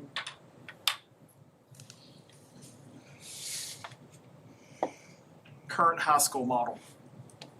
What are the results this year? And I know this year's different, but what are the current results that you guys can share with us to say it works? It doesn't work? What are they changing going forward? So just overall results for this year. All right, I'm gonna let Beth speak to that too, because she's focused on the mental health side, I'm more on the alt ed side. If I could just offer one thing before that. Again, different model, different times, smaller groups. Through March of last school year, we had 81 hearings for consideration of long-term consequences. We've had 5 this year. And two of those were the same incident. So really 4 incidents that we've had to consider for a long-term consequence. I say that because it doesn't mean that there haven't been behaviors going on in schools. I think principals have had lots more tools at their discretion to address those appropriately, safely, non-disruptively, rather than just have to rely on coming to a hearing and recommending just removing the student from their school altogether. So that's just kind of the overall numbers. Yeah, that's good, that helps. What I can say is each of our high schools have some iteration of a program, but it's different for each high school. And that's one of the things that's very important for me, is also to support the high school's ability to resource and staff the program that works for them, because our populations are very different and they have different needs. So just meeting with each of the high school principals, I have an understanding. For instance, like this year, one of our campuses has 2 models that are active at the same time.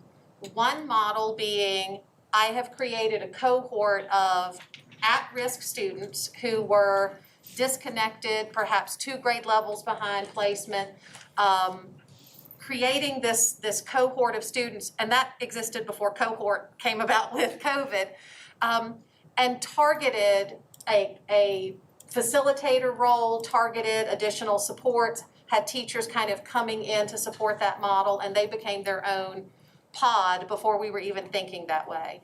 That same high school also has a modified, what we used to think of as in-school suspension. And in that model, rather than it being the place that looks like turn your desk towards the wall and sit all day, we have a person with a strong mental health background who addresses, why are you here today? We're going to develop a plan how we grow skills. So that's an example of one campus. Another campus, which has added an intervention design specialist to its staff, is really funneling their student needs through their, what they refer to as their student support team. They've built that structure. And the student support team may take that in the route of an academic intervention or to the mental health support team. And then the mental health support team can identify, is this a student that we need to look at for Horizon referral? Do we need a peer mentor? Do we need an adult mentor? Do we need more small group counseling?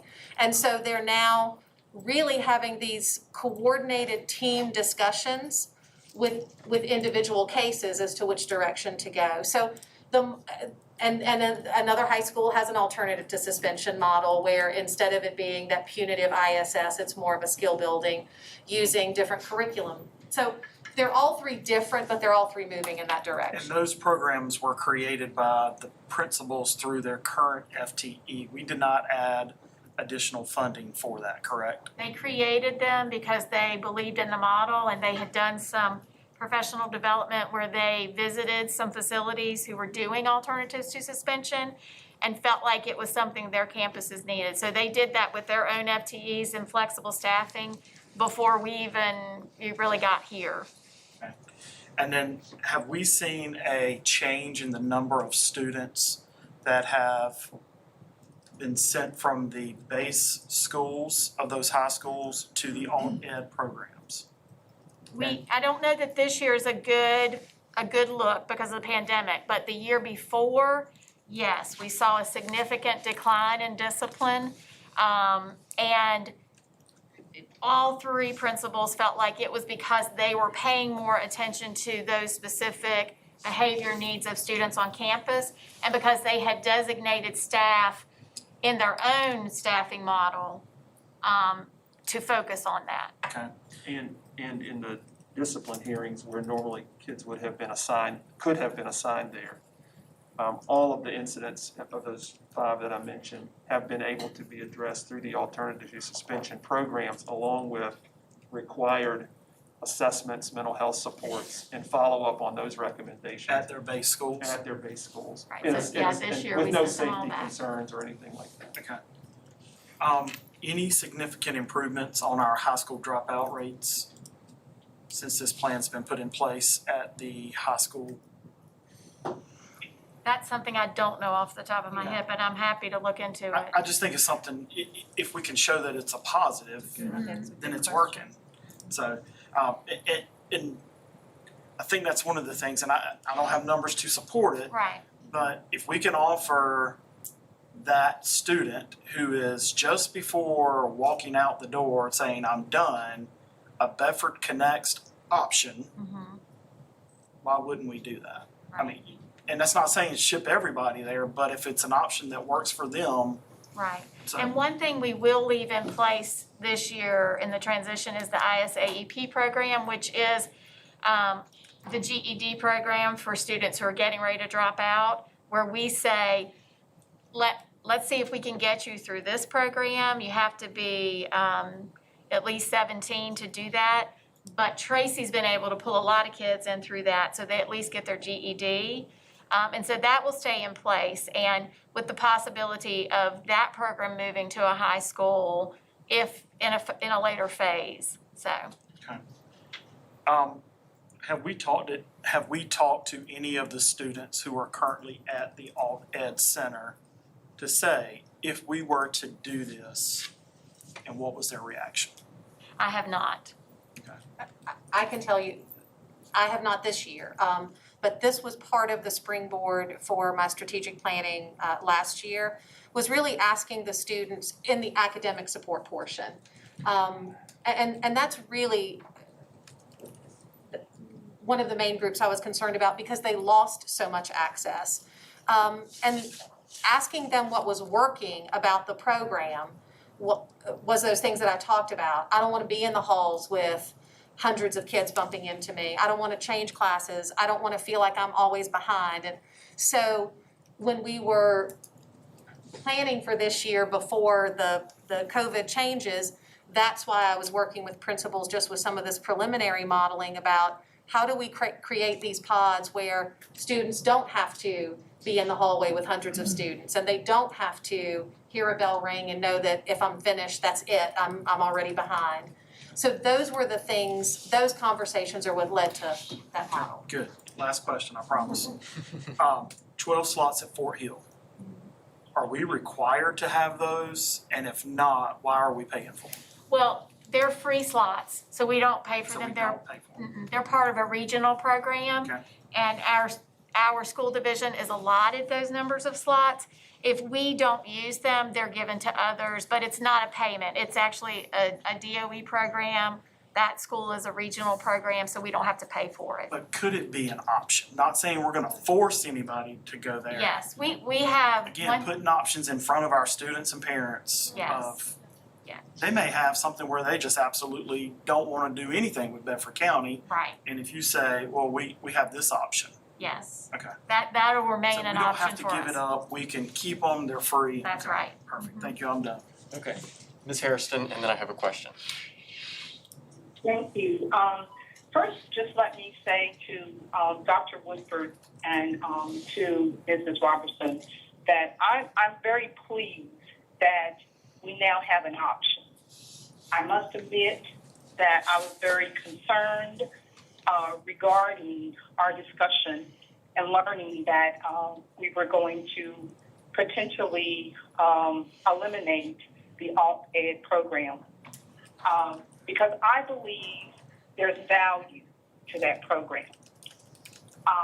When I think about the work and the time and the training that's gone into this program over the years, and the time that Mrs. Petrak has put in, and the work that she and her team have done, and how they've helped so many students, it's very difficult for me to even think about that program no longer existing, because I believe that it has a place in our division, and they have proven that they are of great value and have helped many students.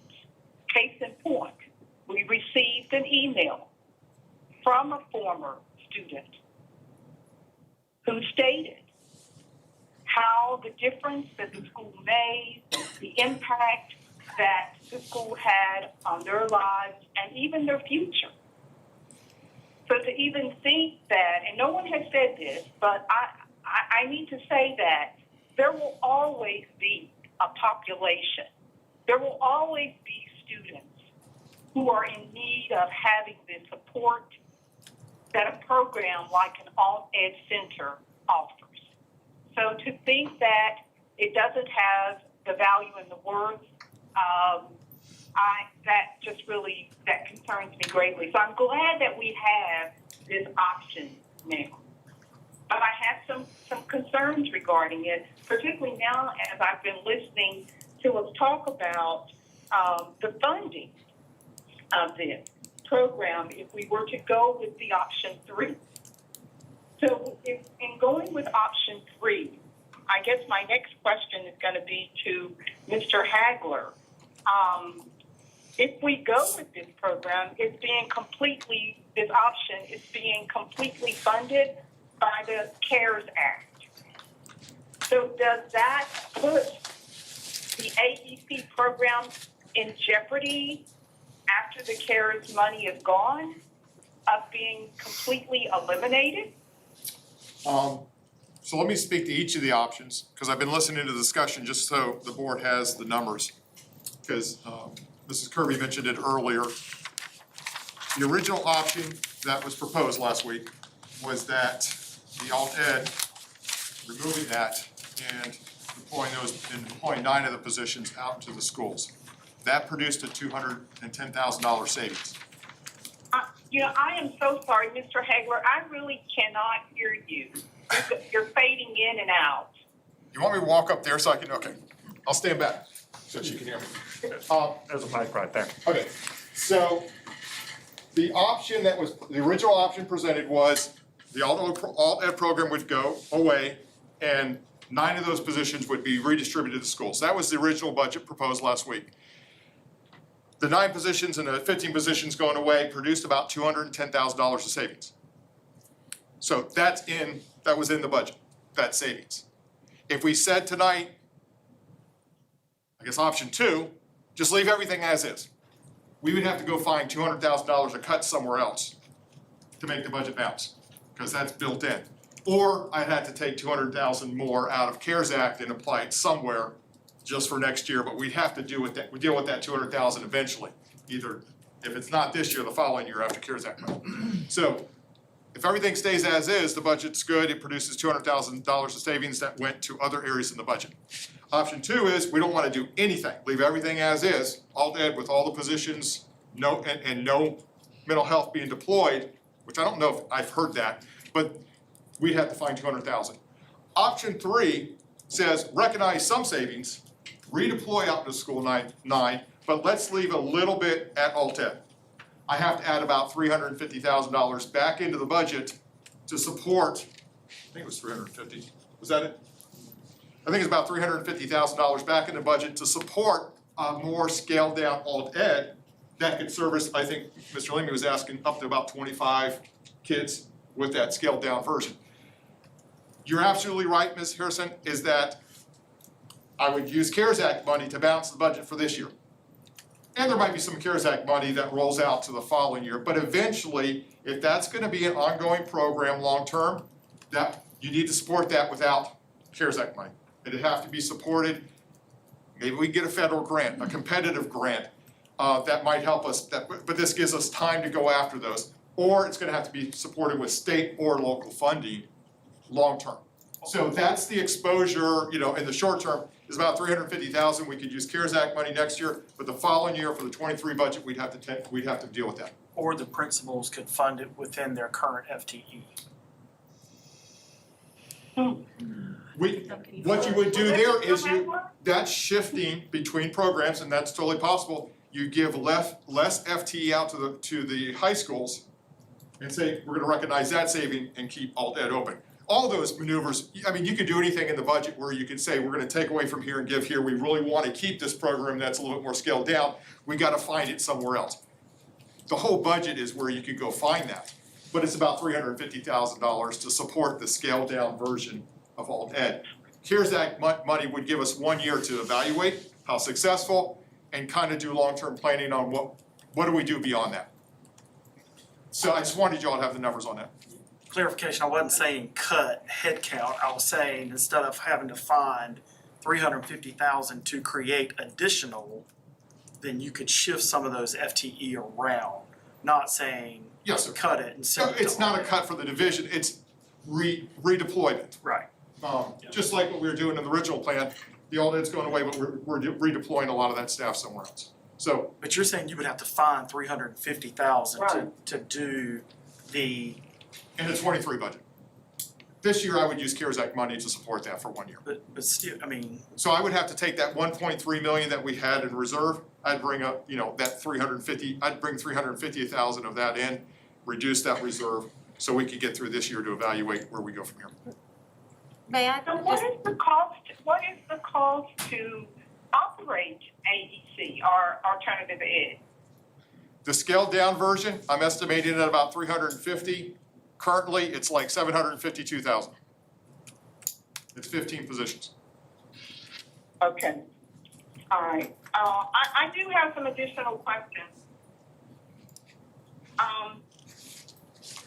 When I look at the option 3, we're talking here that we want to provide 9 positions or create a base. These 9 positions would go and feed into various schools. Is that my understanding, that these individuals would become level 1s, level 2s? They would just build upon our current plan that we have in place? Well, Ms. Robertson or Ms. Woodford? It's not, I want to make sure I understand your question. It won't be that we take 9 people from alt ed and just put them into the instructional design specialist jobs. We will find them jobs in their content area just through normal movement of teachers, retirement, people leaving. And then we will look for people who have the mental health background and certifications to make that program work and be strong. Okay. So the additional support with option 3 would give how many positions to help at school basis? I mean, help me understand that piece. I'm struggling with that now. I thought I understood it, but I think that I'm just not quite sure what that is going to look like. So at the elementary level, we already have 2 level 1 design specialists. That was in last year's Title IV money. Right. And so right now, they currently work in elementary schools for the most part with our elementary students. And they work primarily with Beth leading them. So she will go out and work with the principals and the teachers and to develop plans and programs along with the school counselor, the school psychologist that's at that school. So what we would propose would, to those 2 we already have, we would add a school psychologist and 2 level 2s, which are 2 mental health personnel with degrees in mental health. So we would add 3 positions at the elementary level. We already have 2. At the middle and high schools, We would want to add another school psychologist just to have enough school psychologist support that we could do what school psychologists sometimes do, and that's testing and eligibility work, but that they would have time to really support the mental health program. So each middle and high school would have a school psychologist who would support them in the behavior pieces and may do some support at elementary. Then we would want to have 2 level 2s at each of those middle and high school programs and 1 level 1 person. Now, our high school principals have already used some of their own flexible staffing over the last couple of years to hire people to do this, alternatives to suspension, with them without the only help we're giving is support with training and support with going out and meeting with them, offering them help with curriculum. And so because we already have some, we would have to add 4 level 2s because we already have 2 that principals hired themselves, and 1 level 1 because we already have 2 that principals have hired themselves. So it would be 1, 2, 3, 4, 5, 6 positions between the middle and high schools. Additional. And 3 at the elementary. Yes, ma'am. All right, 3 at the elementary. Well, let me get on my elementary soapbox here. I really feel that early intervention is key.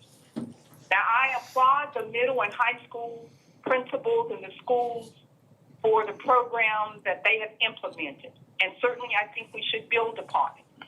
But if we really want to make a huge difference here, long term, we need to look at building and adding support at the elementary level. Now, I have a question regarding counselors. We talked about the support at the elementary schools and the utilization of support there through the counselors. Now, so my question is, do we have a full-time counselor at every elementary school now? Almost. With the almost. Yes. We almost have it. Yes.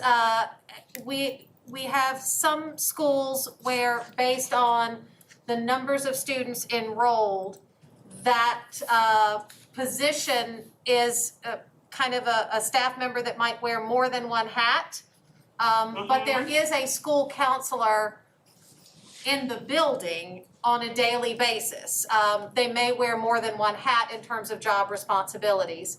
To my recollection, we only have 1 elementary school that doesn't have a full-time counselor, and that individual is at a 60% or a 3-day-a-week. However, I did ensure that the campus at that school also had one of our school psychologist intern students there supporting mental health work, so that there was always someone on the campus to support mental health services. And I just want to say, Ms. Hairston, in those smaller schools, those were flexible staffing decisions principals made, feeling like their counselors had some expertise in some other areas, and so they were using them in multiple areas. And of course, we've been also trying to support Bedford Connect. So again, this pandemic year has been a little strange, but when we get back to normal, that, you know, there are counselors in every building. Okay. All right. I just, I certainly recognize that there is a huge need for a more school-based program. I support that and believe there is a great need there. I also feel that we need to keep intact our AEC program, that we have a population of students, and I don't think that it's going to go away, that will be serviced there, that certainly could benefit from that program. So I have some concerns about just simply the funding factor here. and particularly jeopardizing AEC for future use. And if I could just say, I think you're right. If we don't start putting more support at the school bases for mental health support, we will always have a need for a large alt-ed center. And that's what I think we're saying, is that if we can add more support, we may not need as much support at a center away from base schools. A lot of our kids are at the alt-ed center for what we call the D codes, defiance, disruption. They're not there because they are harming others or, and so I think what we're saying is, if we don't change some of the supports we give our students at the elementary, middle, and high school levels, then you're right, then we'll have to find places to send kids. And so I think we're trying to find a balance there. Dr. Woodford, if I could just follow up, one of the pieces that I think, we are talking a lot about the students, but I think it's very important that we also talk about what our current structures with our mental health support teams are doing in terms of staff development to these important topics. I was just meeting with one of our high school principals just yesterday, who is continuing with this learning coach model in some of the programming, and has registered every one of the mentor coaches, which is kind of the structure for our learning coach, in a intensive trauma-informed care program. We have almost every principal participating in Dr. Ross Green's conference coming up in a couple of weeks, focused on collaborative problem solving. Our mental health support teams will be pushing out training to faculties on diffusing disruptive behavior. So one of the things I would like to say, maybe it is overly optimistic, but that's what I'm going to try to do, is bring some optimism in that perhaps 2 years from now, we don't require the same level of personnel dedicated to these concerns, because we're equipping our staff to be better able to respond to student needs. We're equipping our administrators to be better able, and we're creating school climates that are more responsive to that whole school. That doesn't mean I'm delusional and I think that there will never be kids that have misbehaviors, but hopefully we're going to be able to respond collectively in a better way that's reducing the requirements to need the more intensive supports. So we have talked a lot about the student piece of this, but we are really trying to bring that professional development focus along with this piece, not just services to the students. So I felt that was important. No. Well, I certainly think that there is value in having the support within the building, and also maintaining, as I said before, alt-ed to some degree. I don't know how we can do that, but I just certainly believe that that is needful and beneficial for our students going forward. Is that all? Mr. Chairman, that's all I have. Okay, I have a couple questions and then, so Mr. Leamy. So I have visited the alternatives to suspension programs at Stanton River and at JF, and I think they're both fantastic programs. Almost like a little school within a school where the students involved get so much one-on-one mentorship, guidance, support.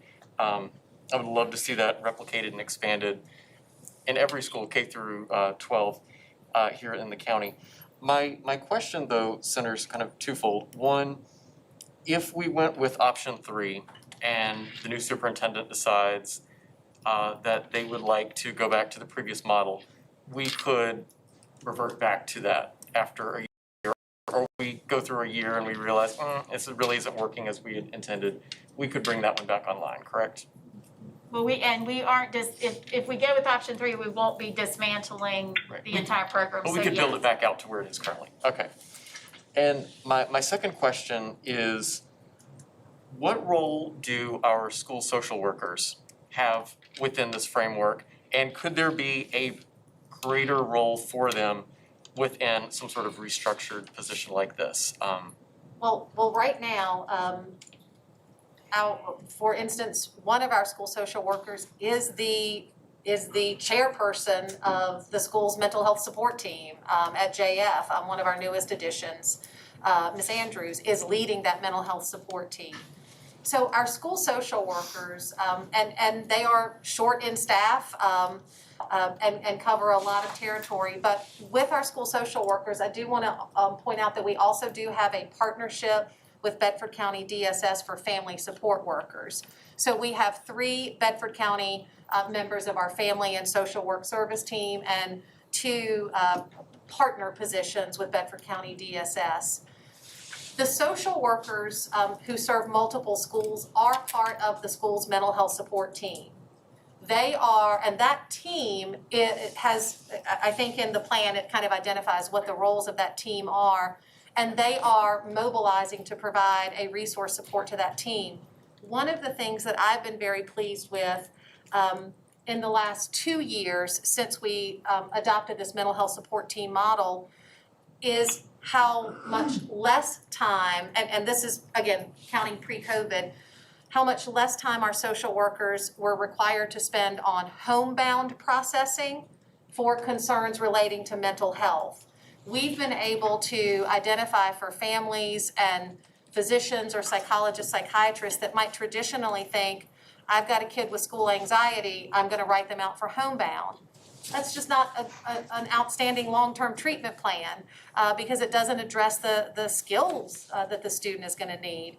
So with these models, our social workers have been able to spend their time working on creating plans of support within schools rather than collecting authorizations for homebound and getting renewal of homebound orders and things that have, again, disconnected and removed kids from their schools. So they have played an important role in this process and will continue to play a role as that liaison to the family or to the private practitioner service providers. Okay, could. Mr. Chairman. Okay, hang on, you can, we have Mr. Leamy next, and then we'll come back. Okay. My question is pretty much procedural. What we've got on the table for action is a proposed budget. We have had several variables thrown into that budget equation, mainly from the standpoint of revenue. We don't know what exactly that's going to look like. We've also got, we've discussed or have had some discussion on option 3, which is going to cost us another $350,000. And we'd also talked about getting to the zone team model for mental health, which is going to cost us another $180,000. So we're looking at an additional $530,000 on the table, or potentially for consideration in the budget, which is not included in what we're voting on tonight. Mr. Hagler, what was the figure that you threw out? $547,000 asking additional ask to the county? That was in the original, yep. Okay.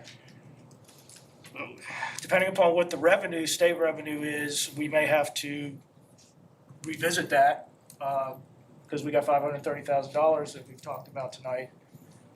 That is roughly around what the original ask was you were considering is going to be. I guess my question is, what are we going to do tonight? Are we just going to approve the budget that we've got as presented as a starting point, a go, and then once we have additional clarity on revenue numbers as to what we can afford to do we consider these 2 options that we discussed tonight?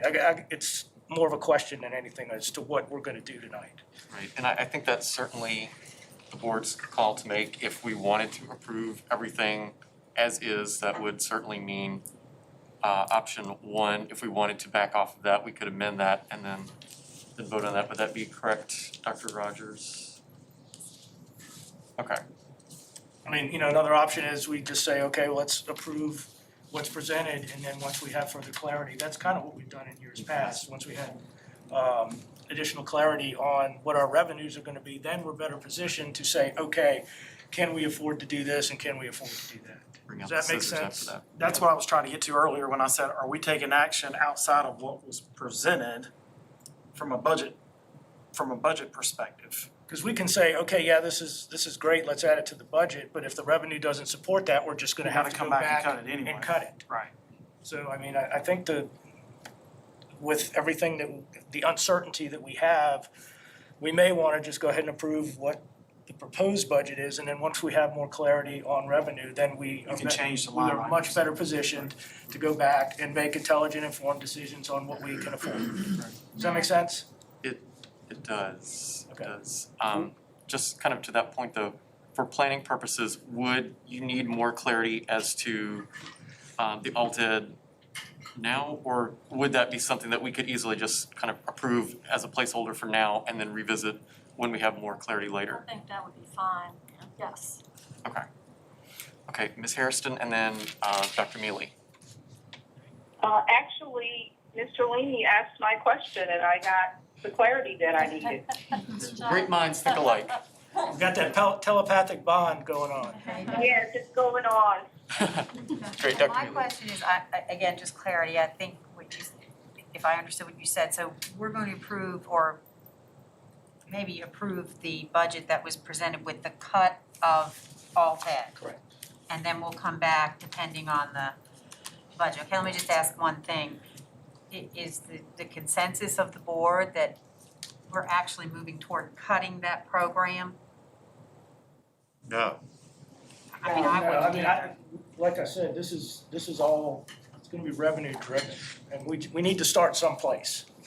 And I think the place to start, and historically, this is what we've done, is we've, adopted the initial budget proposal with the understanding that we did not have complete clarity on what our revenues were gonna be. And we always have the option to go back once Mr. Hagler comes and says, okay, here's how much money you really have to spend. That's when you get to the point where you start adding and cutting and making those kinds of decisions. But we really, we're not positioned to do that, not knowing how much money we have to spend. I agree with you, I just don't wanna vote on something that's might come back and say, well, you voted to close the school, so that's what we No. did, so we're not, We could go that would back, not be a. we'll go back and revisit anything in the This budget. isn't the final. Yeah. And we would never, even if you approve the budget, do that without your approval, so you don't have to worry about that. Let me just You add, would never. in the past, that's exactly what, we usually based our preliminary budget off either the Senate or the House. Right. Which I did not have last week, so I went to the governor's. So there is if you vote on the budget that we presented last week. I cannot hear Mr. Hagler. We need He's a on the way. microphone I down need to get here. closer. We need a microphone. This is just one thing I want the board to consider. We do know that the House and the Senate is significantly more than what the governor proposed. And I said up to about 1.1, it's probably gonna be more than that. So if you vote on the budget that was kind of like put out last week, that was based upon the governor's, we're gonna send a request over to the county saying we need this much money, not factoring in that 1.1 million. So I think we might wanna consider revising the budget somewhat from what was presented last week to account for that at least. Put this aside and say we can come back to this, cause that was already built in. But deal with that 1.1, do we wanna lower the request from the county, leave it the same? What we're really trying to get at is, with your preliminary budget, you're really coming to a decision on a preliminary budget to say, what is our ask from the county? It's not gonna be your final. What are we asking the county for? And so that's what you really have to come to grips with. Can you make the ask to the county contingent upon final revenues from the state? You see what I'm saying? Okay, here's what we want, based on what we've got right now, subject to further clarification provided by the state on final budget revenue. Does that make sense? I think they're gonna make their decision on their own revenues, regardless of what they've gotta deal with and whether they're gonna give us more than 50% of the split or not. So we're counting on the 50% split to meet the CIP. So they said they have $1 million in new revenue, so we would get half of that has to go for CIP. It's how much above that 500,000 do you wanna ask for? Right. If you make it a contingent upon the state, like we're gonna ask you for another 300, but if we get it from the state, we won't ask it. But what state number am I starting with? The General Assembly number or the House? What contingent, I don't know what contingency I'm gonna be basing that No, off of. what I'm saying is, we don't know right now how much money we're getting from the state. Right. Okay? When we get clarity on what that final figure is gonna be, we'll say, look, this is where we're starting right now. Okay? Once we get clarity, once we understand what our final revenue from the state's gonna be, we may not need the money that we're asking for, however, we need to start someplace. And, worst case in it, I think that they probably wouldn't have a whole lot of heartburn with us going back and saying, hey, you know what, appreciate it, but we don't need it because we've got more money than what we anticipated. Which, I kind of already, we know we've got more right now. And so that, I'm just putting myself in place, if I go over there and they want to talk to me about this and they say, wait, you're asking for 574, but you said in the meeting you got 1.1. What's your recommendation? Right. We're gonna have to come back and amend the budget. Yes. I would like to get to, I think the board needs to wrestle with, do we ask the county for some more money for some of these things that we're talking about, but consider the 1.1 million from the state? I think you gotta start there. I think it's gonna be more than that, but we don't know that. But I think you really need to go back and revise this budget with that 1.1 million in mind. So if you're confident that we're getting the 1.1 million, that should be able to fund the two programs that we talked about tonight, option 3 and the build out of the regional or the. Yes, and you 17. leave the county request the same. Yes. We need the $500,000 in addition to the other 500. Okay. Yes. That's great. Works for So, me. if that's what the board wants to do. Let's roll. Dr. Hicks? Just to be clear though, Mr. Hagler, if for some reason everything falls through and we don't get the additional state money, and we're only getting the 500,000 from the county, then you do have $350,000 in CARES Act money to keep a reduced Alt Ed Center open, right? Yeah, I have 1.2 million that has not been budgeted in CARES Act, that we've not budgeted for anything. Yes. All right. All right. Other questions, comments, I concerns? just have one comment, Okay, and yes, ma'am. that is that, I do agree with Ms. Kirby, we have said that we're not gonna do anything, but I think we're really not at this point, we're just preliminarily planning. If we're And I budgeting think- it, we're saying we're gonna do it. I'm sorry for interrupting. If we're budgeting for it, we're saying we're gonna do it. Well, but everyone's saying this is a preliminary. I just think, I think we might be able to get input Yes. in the next few weeks. Yes. So for my clarity, budget in, the keeping Alt Ed in at a reduced level, and the other position for the elementary. Okay? I need to put my down here. I gotta switch. You do. Can you just stay put? I will try. He's on his So way. I'd like the board to go, if you got consensus on that, so I know how to build it. So I gotta adjust the numbers to give you something to vote on tonight, because you are adopting the budget. We're gonna keep Alt Ed in at the limited function, so it's still there, but not at the full extent. We're gonna deploy the 9 positions for mental health out there, in addition to some more for the elementary. And then after I build that in, it will drive what I'm asking the county for on that revenue. So at this point, you would like us to provide clarity on option 1, option 2, or option 3, so that you can plan If that's it, accordingly? I've gotta build it to give you a document to vote on tonight, so. Okay. I have some numbers, but I gotta go build that in and make sure it comes out right. All right. So if that's, I just wanted to make sure that's what I'm thinking I have to do. If that's what, I can work on that, but there's other things still to discuss too, I think. Okay, so should we get consensus on which option we want at this point, knowing that we can always go back and change that later depending on state funding / CARES And funding? I think that would be option 3A, because it's 3 with additional. 3, okay. I'm ready. Yes. I agree with 3. Yes. Yep, I agree. I don't, you know where I stand. I'm gonna vote no against it just because of the fact that we said we weren't gonna do anything at this point. So you're option 1. But if I were to vote on it tonight to agree to it, I would agree to 3A 3A for tonight. for tonight, but I'm not going to just state my point. Right, no, understandable, okay. Mr. Hill, you said 3, okay. Ms. Hairston? I will go with agree, but I want to be sure that I'm understanding that this is preliminary. Yes, ma'am. And then, Because once again, without sounding redundant here, I am concerned about eliminating alt ed in the future. That concerns me greatly. I think that program has much worth to it and long-term worth and value. absolutely, so this is just, Yeah, we're this- not eliminating, right? It's just a restructure, but tonight it's a placeholder, so Mr. Hagler can give us a firm budget proposal to vote on, and then we can always revisit this when we get the final numbers from the state. Okay. Yes. Yes for three, For okay. three. For three, okay, and I also like 3A, I option think. 3A for now, yes. And the other thing I think was the interventionists, the additional interventionists to build out to the zone model. Is that? Yeah, Is it- that was 3A. Is that I think. included? Is Yes. that part of 3A? Yeah, that's 3A. That's the A part. That's the A Okay. part. All right, I'm catching up here. All right, so And we're, we cannot like a add any plan. other letters. so we're good on, We're done here. okay, any other questions, concerns, additions that we would like to see at this point?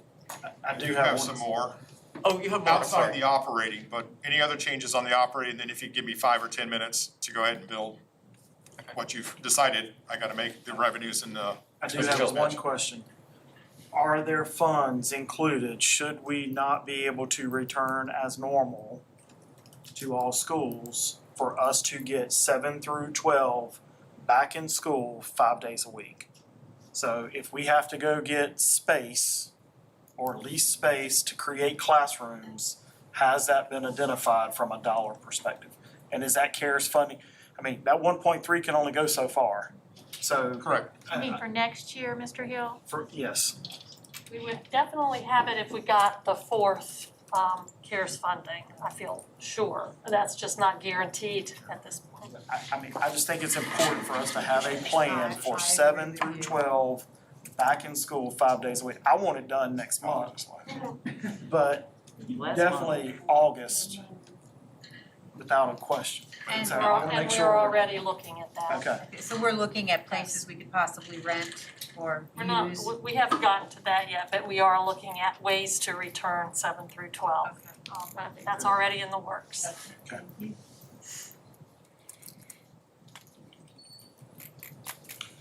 Looks like Mr. Hagler's hard at work down there.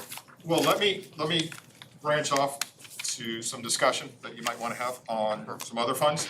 Okay. So it's the textbook fund, and, you know, we are looking at this year's budget, but as we've been Can talking. Randy move, can Mr. Hagler move again?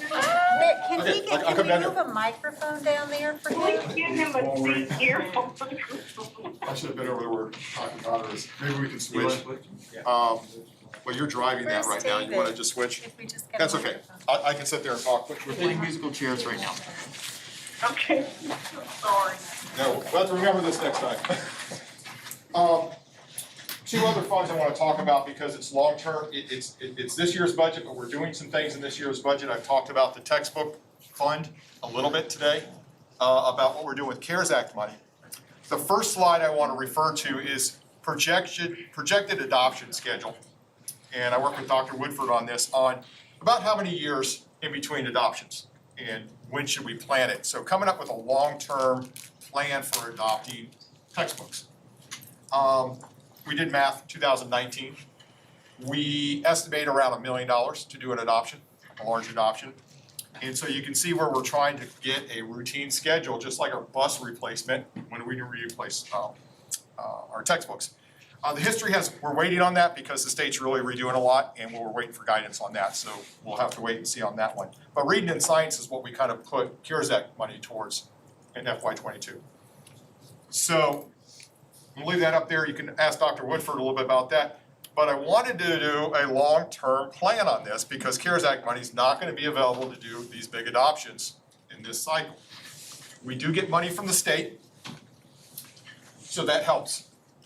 But we have routine expenses that happen each year that are not adoptions, that take up some of that money. So I have to budget that in. As you can see, the things in yellow is my long-term, kind of, if everything stayed the same, we have to start putting money locally into the textbook fund to do these adoptions. The state money's not enough. So, as you can see, the 22 year, we've got the big adoptions with CARES funding going on. No big adoption in 23, but the 23 budget, this is talking about long-term budget pressures, you have to start taking some money and put it into the textbook fund, which means it doesn't go into the operating fund. So just another concern there. With this schedule, I take it out to FY28, kind of supports, you know, the adoption schedule that we just talked about, but you can see I'm going up on the local amount slowly over those years. Once again, each budget year you have to decide, you don't know what you're going to, you go into a recession, you're going, forget the adoptions, you know, and that's what happened back in 2009-10, people just put it off for a long time because they were trying to save their operations. So each year's unto its own, but this is kind of a long-term plan that we're thinking about, and that, you know, I need to make sure that we're thinking about how do we financially support the adoption of digital or, you know, art textbooks long-term. So this is something that would be brought back next year if we can meet this and move forward with that. But with each budget, the board decides, no, we need the 200 in operating, we'll just postpone the textbooks. It's a year-by-year decision, but I think we need to we need to recognize we need to start putting money in there. Any questions on textbooks? I just have one, and I don't know if this is the correct place to ask it. So this is going to be like for reading, I'm sure part of that will be an elementary reading program. So what do we do about the programs that are already in place, like Super Kids, SFA, things like that? So what we plan to do is we will, if we already have programs in place like SFA, there's so much training and all, I think we allow them to keep using that, and that would be their textbook that we would adopt, and we would pay for their materials. If Super Kids is the choice and that's been working for that school, then we wouldn't necessarily make one adoption and say everybody use this. We would allow them, if they put money and their Title I money in training, to do what they feel is best. So we'll bring all of those in to look at. And it may be that we expand some of those programs to other schools through the adoption. Okay, gotcha. Thank you. Uh-huh. Any other questions on textbook? Okay. I do not have any more slides. The last one I will almost immediately turn over to Dr. Dewis, and that's to talk about the maintenance fund. As you can tell, the reversion plan is going to put money in there next year, but that was already kind of programmed in there. We have the CARES money going in there, and then from my second quarter financial report, I'll do a third one here in April, we're expecting a pretty large ending balance that can be put into there too. We haven't kind of we don't have a new document ready for you, but I think Dr. Dewis can answer some questions on CIP while I get some printouts. I just wanted to say, we spent a lot of time on this at the previous meeting. Ms. Garrison, can you hear Dr. Dewis? You might want to go up there. Not really, I'm sorry, I really can't. It's okay, he's coming back up now. Thank you. Yes, ma'am. We spent a lot of time at previous meetings addressing an 8 years capital improvement plan, as well as identifying some additional projects that we would like to fund if able, right? And so those are still on the list, and we're working to find cost estimates that we can count on and plug in different ways. I think we've addressed earlier tonight how CARES Act funding may accelerate some of those projects to free up money for others, which is a good result. I did want to mention three items in particular that were not discussed in our previous CIP meetings, two of which are what an emergency maintenance fund might address in the future, and one of which has traditionally been for the last several years on the county's side of the CIP ledger, but it really affects us both. So I want to talk about all three of those. I'll start with the last one. County has identified probably 3 or 4 years ago a joint fleet facility, a joint garage shop to replace both our facility and theirs. They have a couple of mechanics, about 2 to 3 staff members who work on sheriff's vehicles and other, vehicles that the county owns. And of course, we have a facility here that is very limited. It's in bad structural shape. The size of it limits the kind of buses we can purchase, quite honestly, because the door won't shut on ones that are any longer. And it's just it's really not adequate. So that's why the county had identified that we would run it jointly. We would figure out through an MOU how that would be run. But it would be large enough to service all of our vehicles in an efficient way and located, in a centralized location. We haven't gone as far as to have an architect design one. There's a placeholder value of about $6 million in the CIP. We haven't seen it on our side, and we haven't discussed it because it always has been on the county's side of the ledger. However, one thing not knowing what pressures the county's going to face, knowing though that there are many on their side of their budget this year, we may wish to discuss contributing some funds, such as a portion of what we may have in a year-end balance, for example, to see the study of that or a design of that, or to offer the county, to help construct it, in the overall budget. If we did some portion, it may motivate them to say, well, we know the school board wants that too, and we need it too, and so it might jumpstart the project and get it moving, which I would certainly want to do. So just throw that out there as something that we might consider when it comes to year-end time in the overall scheme of projects that need to be done that we've discussed. A couple of other things that have come up. We've done some more homework on that have been some lingering problems. You may remember 3 to 4 years ago, we dug up all around the Liberty High School campus to replace water lines that ran hot and cold water to the HVAC system. We had multiple failures in spots. We had been replacing them piecemeal, and we realized we just had to replace the whole thing. Otherwise, we would be continually doing that, spending way more money. So that was a fairly expensive proposition. It was over $700,000 to do that when we did it. Stanton River High School is beginning to have some failures. It's a similar age, not as many as we'd seen at Liberty. We've been able to repair them so far, but some of the repairs we've seen when we've cut out pieces of pipes, the metal pipe's just really thin. And so we're worried that we're going to continue to see that, and that we might be facing a replacement at some point of that whole system as well. So we just need to be ready for that. We can plan on it, or we can react to it when it fails. I'd rather plan and just know that we need to address that. With steel prices and economic issues, I don't know what the remaining for the price when we bid that out.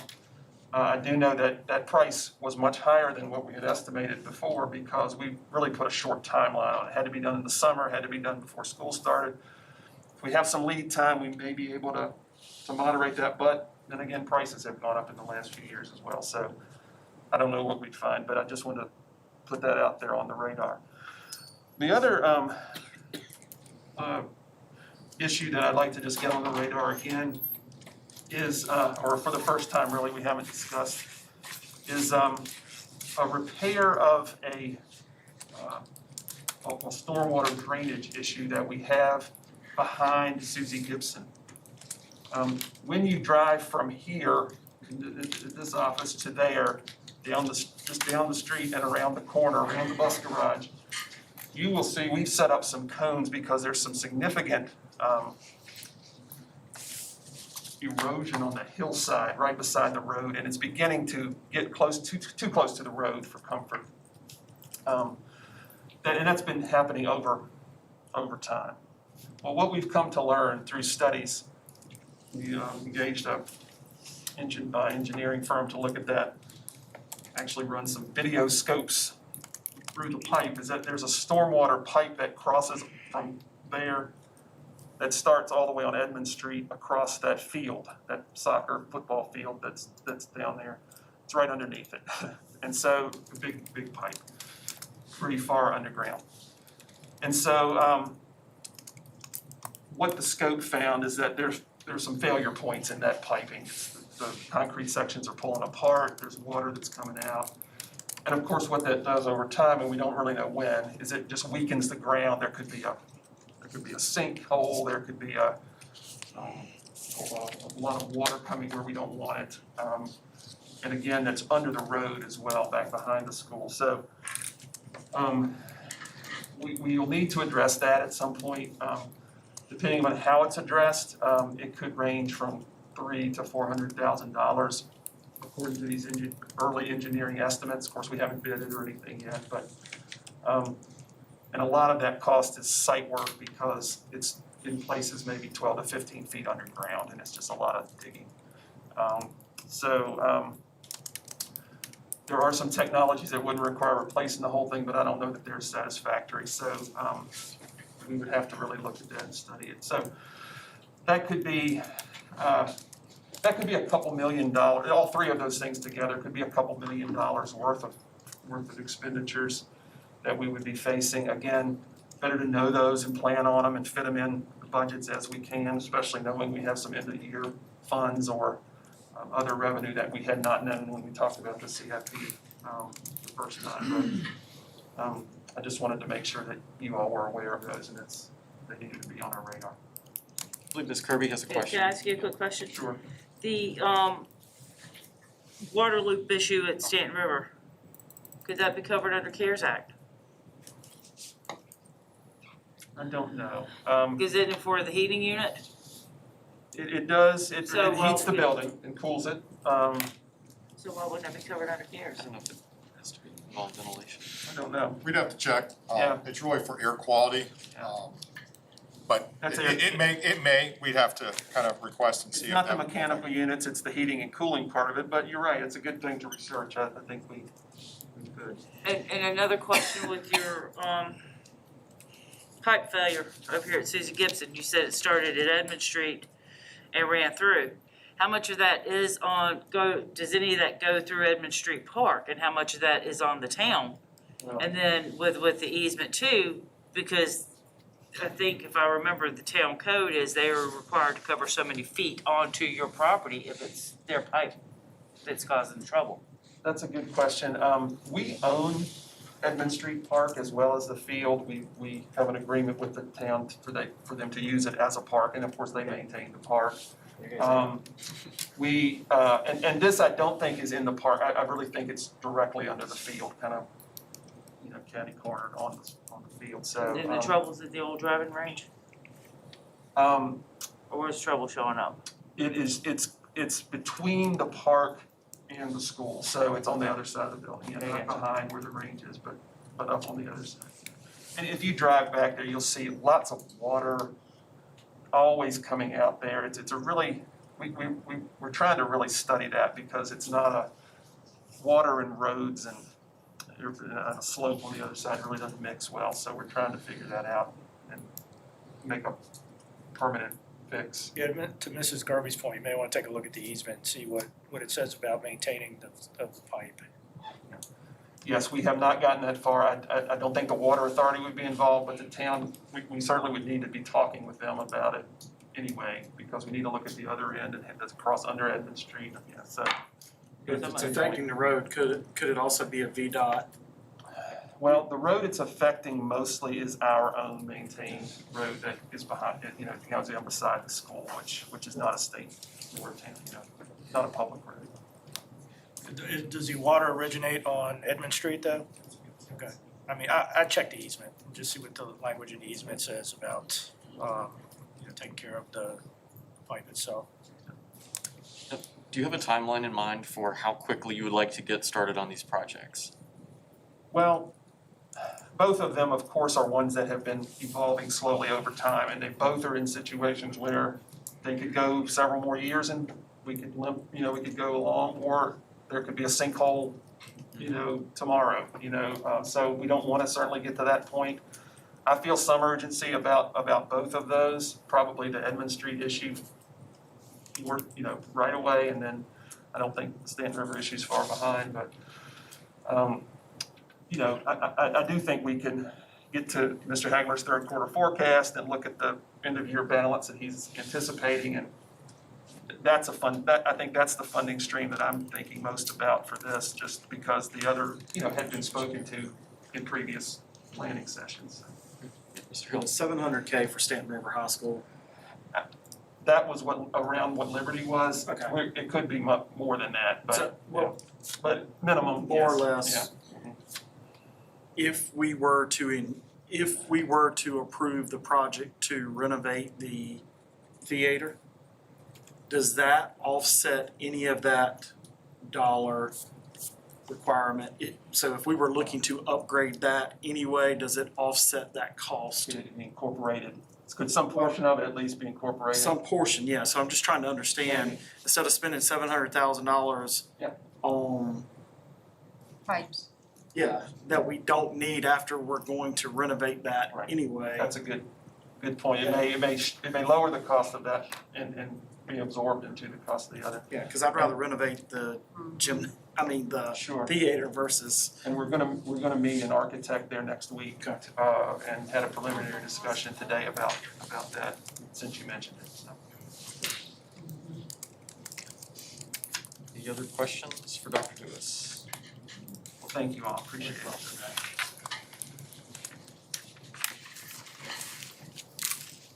Mr. Hagler's coming back.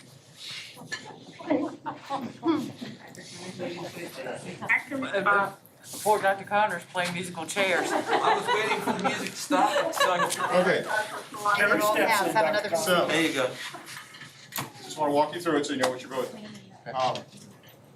On a lot of my budget documents, because we work off the most current, I can go back and undo this part, but this was already kind of built in. I already factored in the Senate version of the revenue, into the revenue. I can go reverse that out, but then I gotta go reverse out expenses for the same amount, if you want me to do that. So, the 1.1 is safe, because, that was the least favorable of that, so I built that in. So, by adding the 522 back, that 1.1 just flows into the whole budget that we're recommending, and this also expanding what you wanted to do on the mental health, going into that. Going way back to the early part of the budget discussion, part of that 1.1 million, we had recommended, on top of the 2% in the step, a one restoration for teachers. Kind of built that into my expenditures. If you want me to pull that out, I will. But I had kind of built that into my expenditure. You can change any of this after we get a revised budget. It's just a preliminary budget. So, but if you want me to back out the 1.1, I'd back out that kind of restoration step and some other things that were going on, and that'll take me a little bit of time, but it's up to the board on that. It's not a guarantee you're doing a restoration. I want the teachers to understand that. This is a preliminary budget if you get all this funding from the county. So, if the county gave us all this funding, and you got this amount from the state, you got a budget. You really don't have to make many adjustments to. And just to be clear, we are asking the county for an additional $1,222,927. $500,000 goes to CIP, $522,000 goes to the operating fund. That's the ask. Total figure again, $1,222,927. On the sheet, it looks a little bit different because the million from the last 2 years is already going into the CIP fund, so that's showing up there. But that's the ask from the county. 500,000 goes to CIP for the reversion, 522 the operating fund to fund this budget. What did we get from them last year?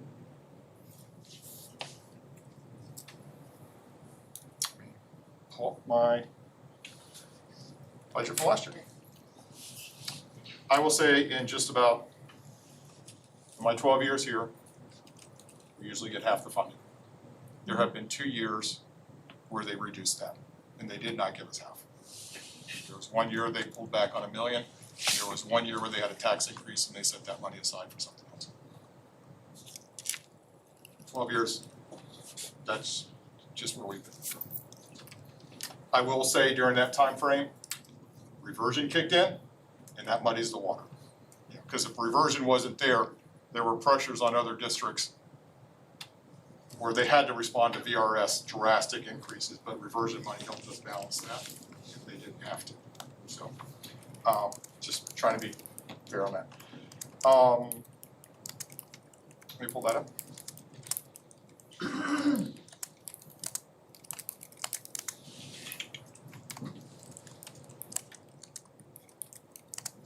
think it was level.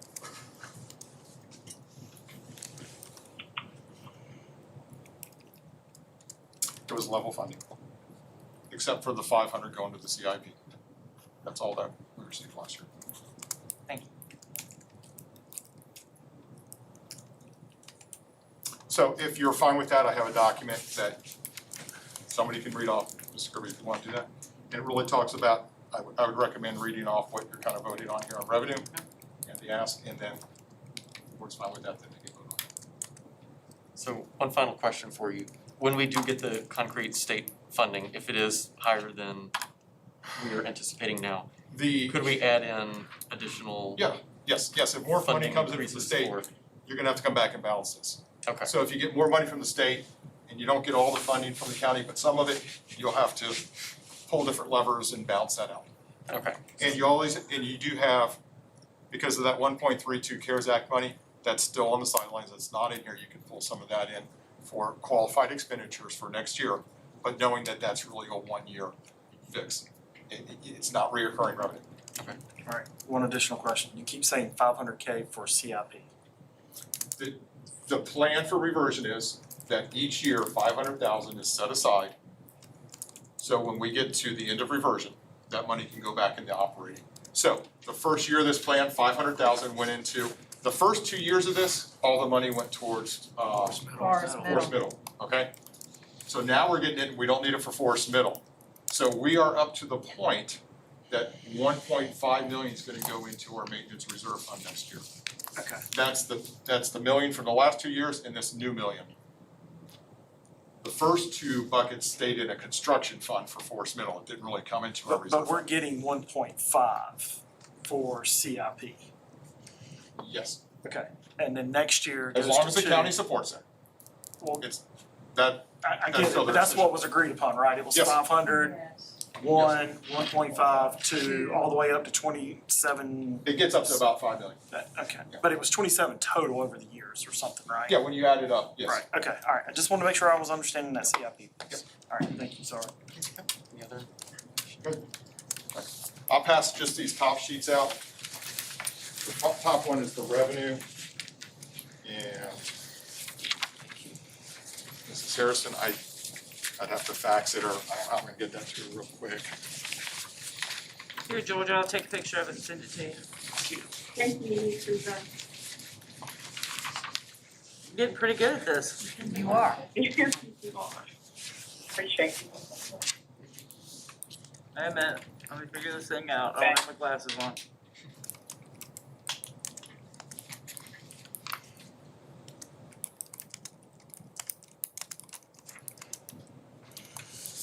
Okay, that's page 1. Okay.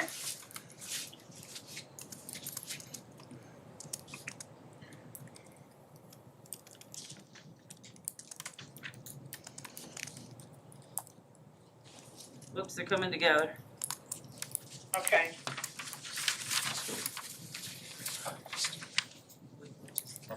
Should I can't make the motion since I'm gonna vote against it, correct? Got it. Usually. Yes, yeah, you're not gonna vote for it. I'm not gonna vote for it, then I can't make the motion. Marcus will. Okay. This is not for the operating. You could, then you could say against textbook. I already look like an idiot, I don't need to look like a bigger idiot. Just make a motion. All right, you ready? Anytime. All right, Mr. Chairman, I'd like to make a motion that we approve total operating fund for $107,448,024. Total school maintenance projects, $3,728,354. Total textbook fund, $2,653,443. Total nutrition fund, $4,629,363 for a total budget of $118,459,184. All right, so we have a motion by Mr. Hill on the proposed budget request. We have a second. Second. Second by Dr. Neely. Additional discussion? Hearing none, we'll go ahead and call for a vote. All those in favor of the recommendation, please say aye. Aye. Any opposed? No. All right, Ms. Johnson, will you please pull the board? Ms. Hairston? Yes. Dr. Hicks? Yes. Mr. Hill? Yes. Mr. Johnson? Yes. Mrs. Kirby? No. Mr. Leamy? Yes. Dr. Mealy? I'm sorry. Yes. Sorry. Thank you. The ayes have it with 6. Thank you, ma'am. We have concluded the business on our agenda. Do we have a motion to adjourn? So moved. A motion by Ms. Kirby. Do we have a second? Second. Second by Mr. Leamy. Presuming there's no discussion on this, all those in favor, please say aye. Aye. Hearing no opposition, meeting is adjourned. Good night. We will await final state numbers. Diana, I'm taking this tonight. I got a bunch of John, I've got a whole stack.